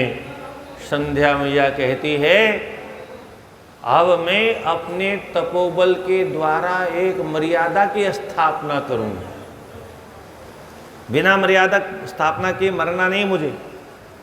क्या मर्यादा की स्थापना करूंगी? कि पैदा होते ही किसी के अंदर काम पैदा न हो, कम से कम। ये जो काम पैदा होते ही काम भावना पैदा हो गई, मेरे अंदर काम भाव पैदा हो गया, तो कम से कम मैं तपस्या करके और भगवान सदाशिव से ये वर मांगूंगी, और मुझे तपस्या का फल मिलेगा। और ये मर्यादा स्थापना करने के बाद मैं आगे की योजना बनाऊंगी। सज्जनों, सिद्ध क्या हुआ? सिद्ध ये हुआ, सृष्टि के क्रम में जब जैसी जरूरत पड़ी तब वैसे नियमों में परिवर्तन हुआ प्रारंभ में, क्योंकि शुरू में तो कोई नियम थे नहीं। पैदा होते काम का जन्म हो गया, तो फिर ये नियम बना जो आगे आप सुनेंगे। एतदर्थम अहम कृत्वा तपः परम दारुणम मर्यादां स्थापयिष्यामि पश्चात् त्यक्ष्यामि जीवितम। पहले मैं मर्यादा की तपस्या करके स्थापना करूंगी, फिर मैं अपना जीवन त्यागूंगी। अर्थात हमें जीवन मिले तो कोई न कोई ऐसा काम कर जाए कि हमारे जाने के बाद में भी उसको याद रखा जाए। यस्मिन् शरीरे पित्ता में हविलास स्वयं कृतः भ्रातृविस्तेन कायेन किंचिन नास्ति प्रयोजनम। जिस शरीर के द्वारा ये घृणित कार्य हुआ, उस शरीर को रखने में मेरा कोई प्रयोजन नहीं है। मया येन शरीरेण तातेषु सहजेषु च उद्भावितं कामभावो न तत्सकृत साधनम।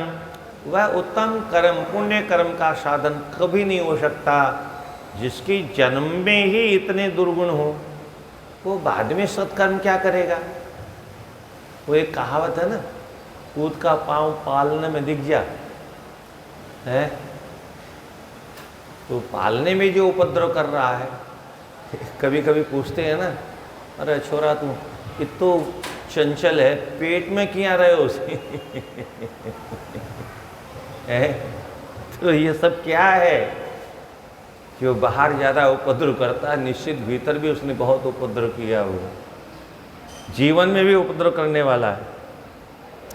जगाम चंद्रभागाख्यम चंद्रभागापगाह्यतः शैलवरेः। उत्तम श्रेष्ठ पर्वत पर पहुँची जहाँ चंद्रभागा नदी निकलती है जहाँ से, और वहाँ जा कर के उसने तपस्या करना प्रारंभ किया। वशिष्ठम श्वेतात्मानं सर्वज्ञं ज्ञानयोगिनं समीपे स्वे समासीनं देववेदांगपारगम। वहीं पास में तपस्या करते हुए इसी समय ब्रह्मा जी ने अपने पुत्र वशिष्ठ से कहा, बेटे तुम एक काम करो, तुम्हारी बहन तपस्या करने गई और उसको तपस्या करने की विधि का ज्ञान नहीं, कैसे तपस्या करेगी, और अगर विधि पूर्वक तपस्या नहीं होगी तो फल कैसे मिलेगा। इसलिए जाओ तुम एक काम करो, समीपे स्वे समासीनं वेद वेदांग पारगम। तू तुमको मैंने संपूर्ण वेद शास्त्रों का अध्ययन कराया है, इसलिए जाओ। वशिष्ठ पुत्र गच्छत त्वं संध्यां जाता मनस्विनी तपसे धृत कामां च दीक्षस्वेनाम यथा विधि। उसको तपस्या की दीक्षा प्रदान करो, शिक्षा प्रदान करो। आज हम बहुत से लोग कहीं कहीं ध्यान सिखाते हैं, ये शास्त्र विरुद्ध सारी प्रक्रियाएं। जिनको शास्त्रों का ज्ञान नहीं, ऐसे समाज में कभी बैठना उठना कुछ नहीं मिलने वाला। वहां मंदाक्षम भवत्तस्यः पुरा दृष्टेव कामुकान् युष्मान् मां च तथात्मानं सकामा मुनिसत्तमः। वह अपने आप को बहुत हीन भावना से ग्रस्त होने के कारण अलुत्तमूर्तम सत्तत्कर्म पूर्व मृत्युम विमर्शशाः, उसकी मन में एक और बुरी भावना है, अपने प्राणों का त्याग भी करना चाहती है।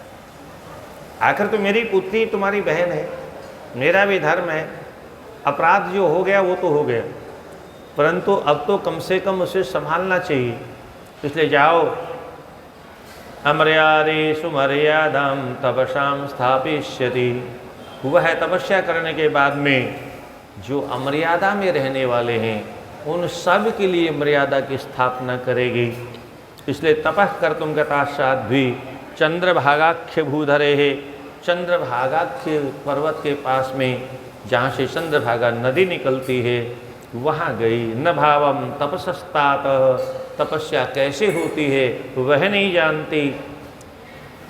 सा न अनुजानाति कंचनः तस्माद् यथोपदेशात् सा प्राप्नोविष्टः तथा कुरु। जाओ, उसे यथोचित ज्ञान प्रदान करो, उसका मार्गदर्शन करो।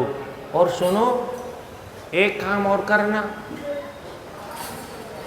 जिस रूप में तुम मेरे पास वहाँ बैठे थे ना उस रूप में मत जाना, क्योंकि वो तो उसने देख लिया, देखते ही पहचान जाएगी ये तो मुझे पहले ही बुरी नज़र से देख रहा था। तो तुम्हारे प्रति श्रद्धा ही पैदा नहीं होगी, और जब गुरु जी के प्रति श्रद्धा ही पैदा नहीं होगी तो तुम्हारा ज्ञान ग्रहण कौन करेगा। इसलिए सुनो, इदम स्वरूपम भवतो दृष्ट्वा पूर्वं यथात्रवां नाप्नुयात् किंचिद वे ततो रूपांतरम कुरु। ये रूप तो तुम्हारा देखा हुआ है, भेष बदल के जाओ, दूसरे स्वरूप में जाओ, ताकि वो तुम्हें कोई और समझ करके फिर तुम्हारे अंदर गुरु भावना उसकी जागृत हो। अगर गुरु भावना जागृत नहीं होगी तो पहले तुमसे बात नहीं करेगी, तो आगे की योजना कैसे सफल होगी। इसलिए रूपांतरम कुरु, अपने रूप को बदल लो। नारद, हम इस प्रकार से नारद को सुना करके वह महापुरुष वशिष्ठ जी चंद्रभागा नदी तस्मात् प्रकारात् दक्षिणाम्बुधि, जहाँ दक्षिण की ओर समुद्र प्रवाहित होता है वहाँ पर वह पहुँचे। विंध्य पश्चिमम सा तो चंद्रभागस्य सा नदी, चंद्रभाग पर्वत को पश्चिम भाग से तोड़ करके जो समुद्र की ओर बहती है उस चंद्रभागा नदी के तट पर यथा हिमवतो गंगा तथा गच्छति सागरम, वहाँ पहुँच गए। और वशिष्ठ जी ने जाकर के उस देवी से जो ध्यान में बैठी हुई थी उसे पूछा, देवी किमर्थम आगता भद्रे निर्जनम त्वं महीधरम कस्य वा तनया किं वा भवत्यापि चिकीर्षितम्। हे देवी, इस एकांत निर्जन 50 नंबर 550, इस निर्जन वन में तुम क्या कर रही हो? इस पर्वत के ऊपर एकांत में तुम्हारा उद्देश्य क्या है? कस्य वा तनयाम, किसकी पुत्री हो तुम? और किम चिकीर्षति, क्या चाहती हो यहाँ, क्यों बैठी हो? यदिच्छा में हम श्रोतुम वदगुह्यं च न चेद भवेद वदनम पूर्णचंद्राभम निश्चेष्टम वा कथम तव। मैं इस रहस्य को सुनना चाहता हूँ, तुम चुपचाप मौन होकर के क्यों स्थित हो? तब वह देवी कहती है, जो उद्देश्य लेके मैं यहाँ बैठी थी, ओहो क्या बात है, यदर्थम आगता शैलम सिद्धम तन्मे निबोध तव दर्शन मात्रेण यन्मे शेष्यति वे विभो। जिस उद्देश्य को लेके बैठी थी वह तो आपका दर्शन करने मात्र से पूरा हो गया। पुराने युग के हमारे ऋषि कितने तेजस्वी थे, जिनके दर्शन करने मात्र से संकल्पों की पूर्ति हो जाती। उनका तप का तेज कितना विलक्षण था। आप मेरे मुँह से सुनना चाहते हो तो सुने। तपश्चरतुमहं ब्रह्मन् निर्जनं शैलमागता ब्रह्मणोऽहं सुता जाता नाम्ना संध्येति विश्रुता। मैं यहाँ तपस्या करने के लिए निर्जन पर्वत पर आई हूँ, ब्रह्मा जी की मानस पुत्री हूँ, संध्या मुझे लोग कहते हैं। और मेरी समस्या क्या है? यदि ते युज्यते सह्यं मां तम सदुपदेशय। अगर आपको मान्य हो तो मेरी प्रार्थना है, सदुपदेशय, मुझे सुंदर उपदेश प्रदान करो। क्यों? क्यों एतच्चिकीर्षतं गुह्यं नान्यं किंचित विद्यते। आपके अलावा तपस्या के रहस्य को, साधना के रहस्य को, साधन क्या क्या होते हैं, साध्य को प्राप्त करने के लिए साधक को किन किन साधनों को सीढ़ी बना करके उन और सीढ़ियों पर चढ़ते हुए कैसे यम नियम आसन प्राणायाम प्रत्याहार धारणा ध्यान समाधि तक पहुंचा जा सकता है, ये सब साधन आप बताइए। अज्ञात्वा तपसो भावं तपोवन्मुपाश्रिता चिंतया परिशुष्यं वेपते ही मनो मम। हे महाशय, हे महानुभाव, मेरे सामने सबसे बड़ी समस्या है। मैं तपस्या करने तो आ गई हूँ, पर मुझे तपस्या का कहरा नहीं आता, ABCD नहीं आती, और ये सोच सोच करके चिंता में मैं सूखी जा रही हूँ। परिशुष्यं वेपते, मेरा शरीर कांप रहा है चिंता के मारे। तो वशिष्ठ जी कहते हैं, सुनो देवी, परमं यो महत्तेजः परमं यो महत्तपः परमं परमाराध्यः शंभु मनसि धार्यताम्। जो महान है, जो महातेजस स्वरूप है, जो महातपस स्वरूप है, उस परम आराध्य का नाम है भगवान भोलेनाथ। तुम भोले बाबा का ध्यान करो। धर्मार्थ का मोक्षाणाम य एकस्त्वारि कारणम तमेकं जगदामाद्यम भजस्व पुरुषोत्तमम। देखो, जीव को चाहे धर्म को सांगोपांग जानना हो, चाहे अर्थ के विषय में जानना हो, चाहे काम के विषय में ज्ञान करना हो, अथवा मोक्ष के विषय में, पुरुषार्थ चतुष्टयों में से किसी भी पुरुषार्थ की कामना हो तो भोलेनाथ का यजन करना चाहिए। मंत्रणानेन देवेशं शंभुं भज शुभानने तेन ते सकलावाप्तिर्भविष्यति न संशय।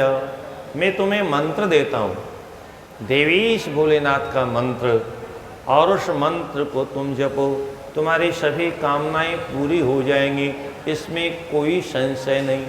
पर आपको संशय हो सकता है, अगला श्लोक सुन करके उसका समाधान भी करूँगा। वैसे होता नहीं है, तो सब चलता रहता है, आजकल कौन ध्यान देता है। ओम नमः शंकरायेति ओमित्यन्तेन संततम मौनं तपसमारब्धं समारंभं तन्मे निगदतः शृणु। तुम ओम नमः शंकराय इस मंत्र का जप करो। आपके मन में नहीं तो मैं शंका पैदा करता हूँ। प्रश्न ये उठता है, वशिष्ठ जी ने ओम शब्द का समन्वय करके प्रारंभ में ये व्याहृति लगा करके मंत्र क्यों दिया? महिला को तो ओम जप का शास्त्रों में निषेध है, और यहाँ महिला नाम की, संध्या नाम की महिला को ओमकार से युक्त मंत्र जप करने का आदेश किसी कलयुग के मूर्ख गुरु ने नहीं, वशिष्ठ महर्षि ने प्रदान किया, जो ब्रह्मा जी के मानस पुत्र हैं। उसका उत्तर ये है सज्जनों, ये सब चिंतन करते रहते हैं, जो पढ़ते हैं तो ये सब चिंतन आता रहता है शास्त्रों में, वो लोग खोजते रहते हैं गलतियाँ, वो गलतियों का समाधान भी है इन्हीं में, पर वो हम वहाँ दिमाग लगाते नहीं। संध्या सामान्य स्त्री नहीं है, संध्या 5 भौतिक शरीर वाली नहीं है, ये ब्रह्मा जी की मानसी सृष्टि में है। और मानसी सृष्टि होने के कारण वो आकाश, अग्नि, जल, वायु, पृथ्वी का बना हुआ पंचभूतों का ढांचा नहीं है। हमारा शरीर कैसा है? क्षति जल पावक गगन समीरा, पंच रचित अति, क्या है अंतिम में? अति अधम। अधम नहीं, अरे राम राम राम राम, अति अधम। अधम में तो फिर भी कुछ गुंजाइश थी, यहाँ तो कोई गुंजाइश भी नहीं है। अति अधम शरीरा, मनुष्य का शरीर अति अधम है।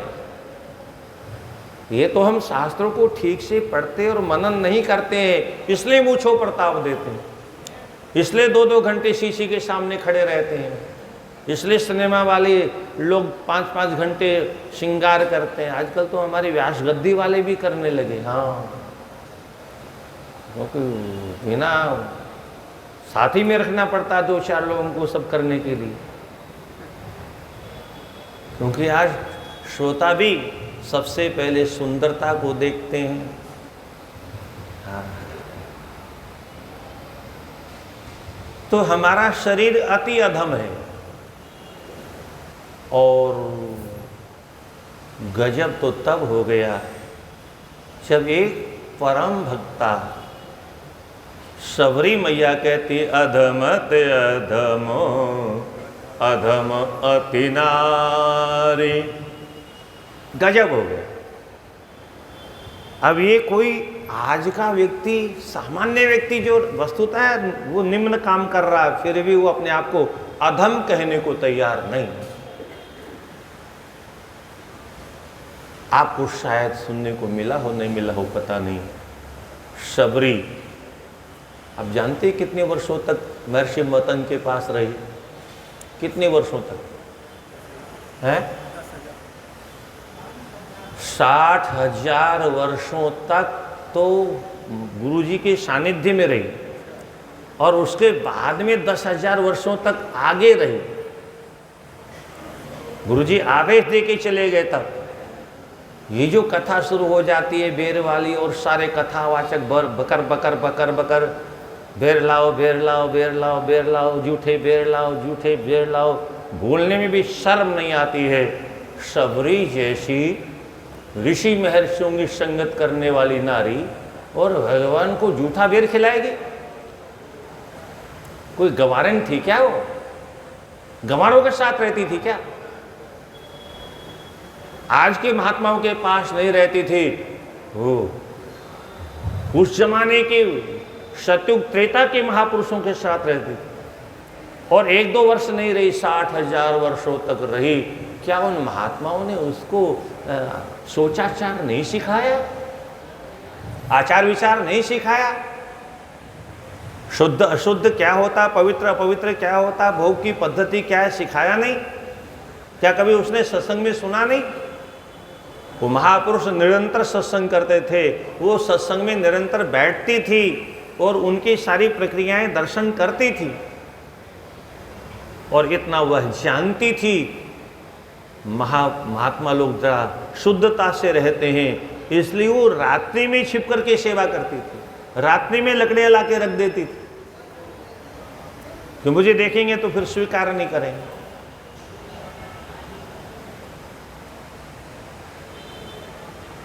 अगर आपके घर में कोई बगीचा है, अथवा आसपास में कोई बगीचा है, अथवा कोई बगीचे का माली है, ध्यान से समझिए, वो माली हर वृक्ष के फलों का ज्ञान रखता है, किस पेड़ का फल कैसा है? अब हम लोग आम खाते हैं तो हमको पता है कौन सा आम सबसे ज़्यादा मीठा है, कौन सा आम खट्टा है, कौन सा आम तीता है, तो अच्छा है वही लेते हैं। बहुत से लोग सूंघ के देखते हैं, शुरू में जब आम पकते नहीं है तो सूंघ के देखते हैं, खट्टी सुगंध आती है तो राम राम कर देते हैं।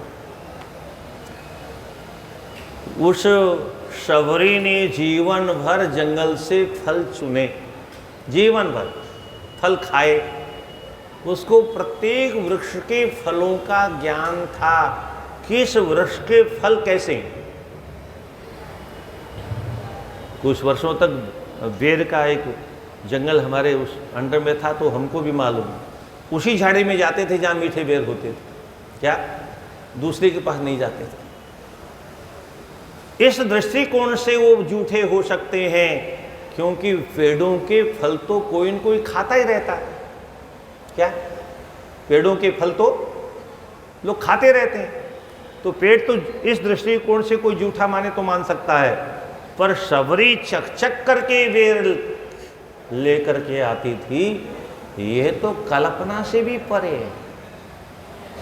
कोई उसने साधु संग नहीं किया होता तो शायद ऐसा संभव था, पर उसने जीवन भर सत्संग किया और सामान्य महापुरुषों के साथ सत्संग नहीं किया। किसी कवि ने लिख दिया और हमने भौंकना शुरू कर दिया। इसलिए आज के कवि क्या जाने। आज तो भागवत जी की जो कथा होती है तो उसमें सुदामा का चरित्र आता है, तो रत्नाकर के पीछे पड़ जाते हैं कथावाचक। वहां भी यही बकवास करते, दुई मुट्ठी खाए दिए दुई लोग को, 2 मुट्ठी खा करके तुमने 2 लोग दे दिए, अगर तीसरा दे दोगे तो तुम भिखारी हो जाओगे, फिर तुम कहाँ रहोगे। लो साहब हो गया, सारे शास्त्र चौपट हो गए। क्या बकवास है। भगवान के पास 2 ही लोक है, 3 ही लोक है बस। रोम रोम प्रतिलागे कोटि कोटि ब्रह्मांड। परमात्मा का स्वरूप क्या है कुछ समझो। परमात्मा के संकल्प में अनंत अनंत अनंत अनंत अनंत अनंत ब्रह्मांडों की रचने की सामर्थ्य है। अनंत अनंत सूर्य अग्नि जल वायु पृथ्वी बनाने की सामर्थ्य है, और अनंत अनंत ब्रह्मांड बना रखे। विज्ञान तो आज खोज रहा है कौन सा ग्रह कहाँ है, हमारे शास्त्रों में तो सब लिखा हुआ है।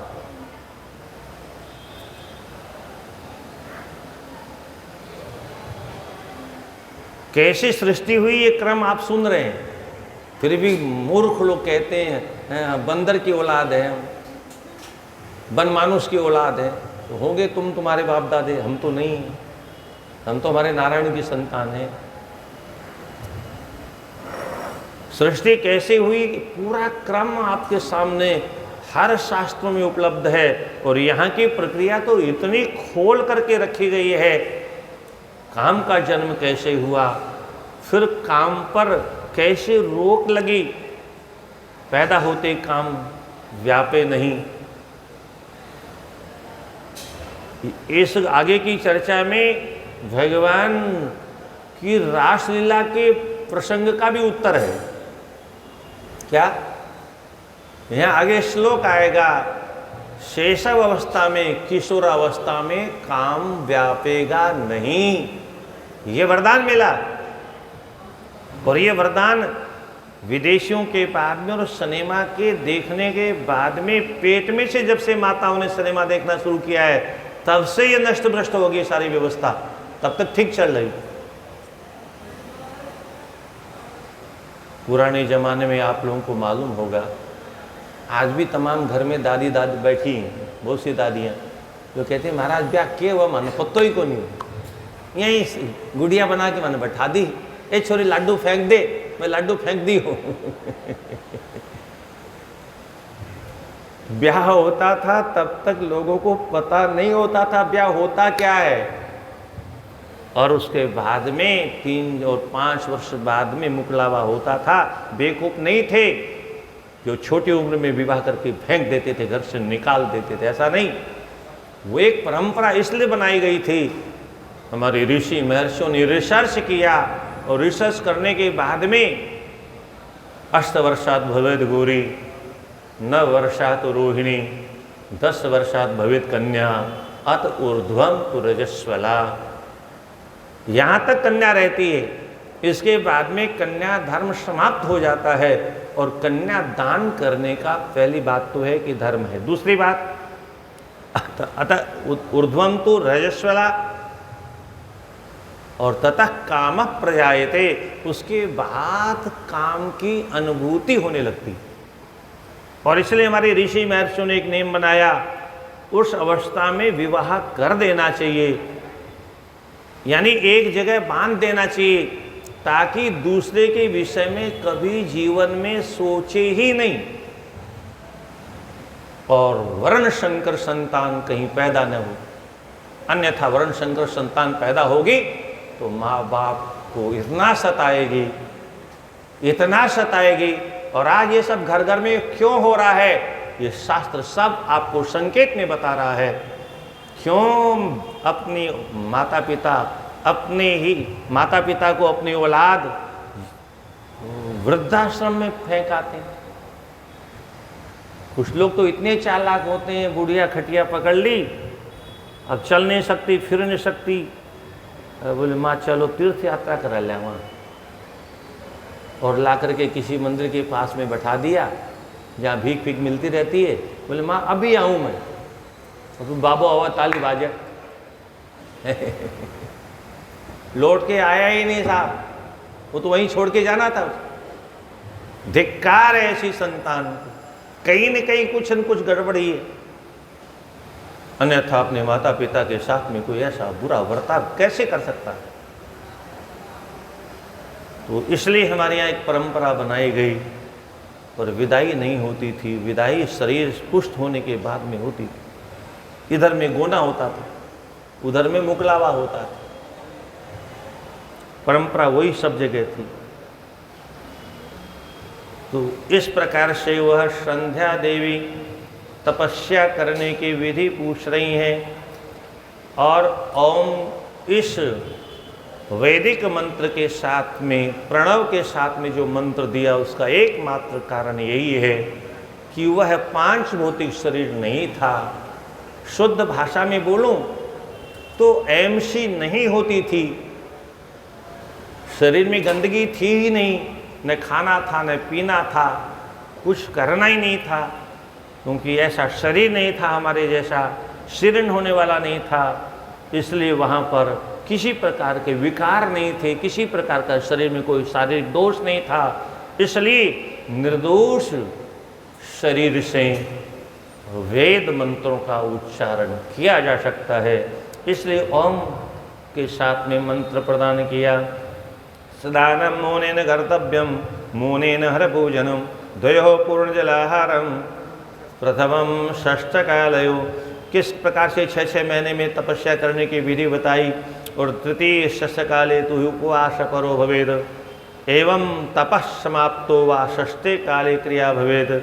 इस प्रकार से उपवास करते हुए, और मौनस तपस्याख्यम ब्रह्मचर्य फलप्रदाः, ब्रह्मचर्य तो रहना ही था, वो तो कोई कहने की शास्त्र की बात है। सर्वाभीष्ट प्रदा देवी सत्यम सत्यम न संशयम। इस प्रकार से तुम्हारी तपस्या सफल हो जाएगी।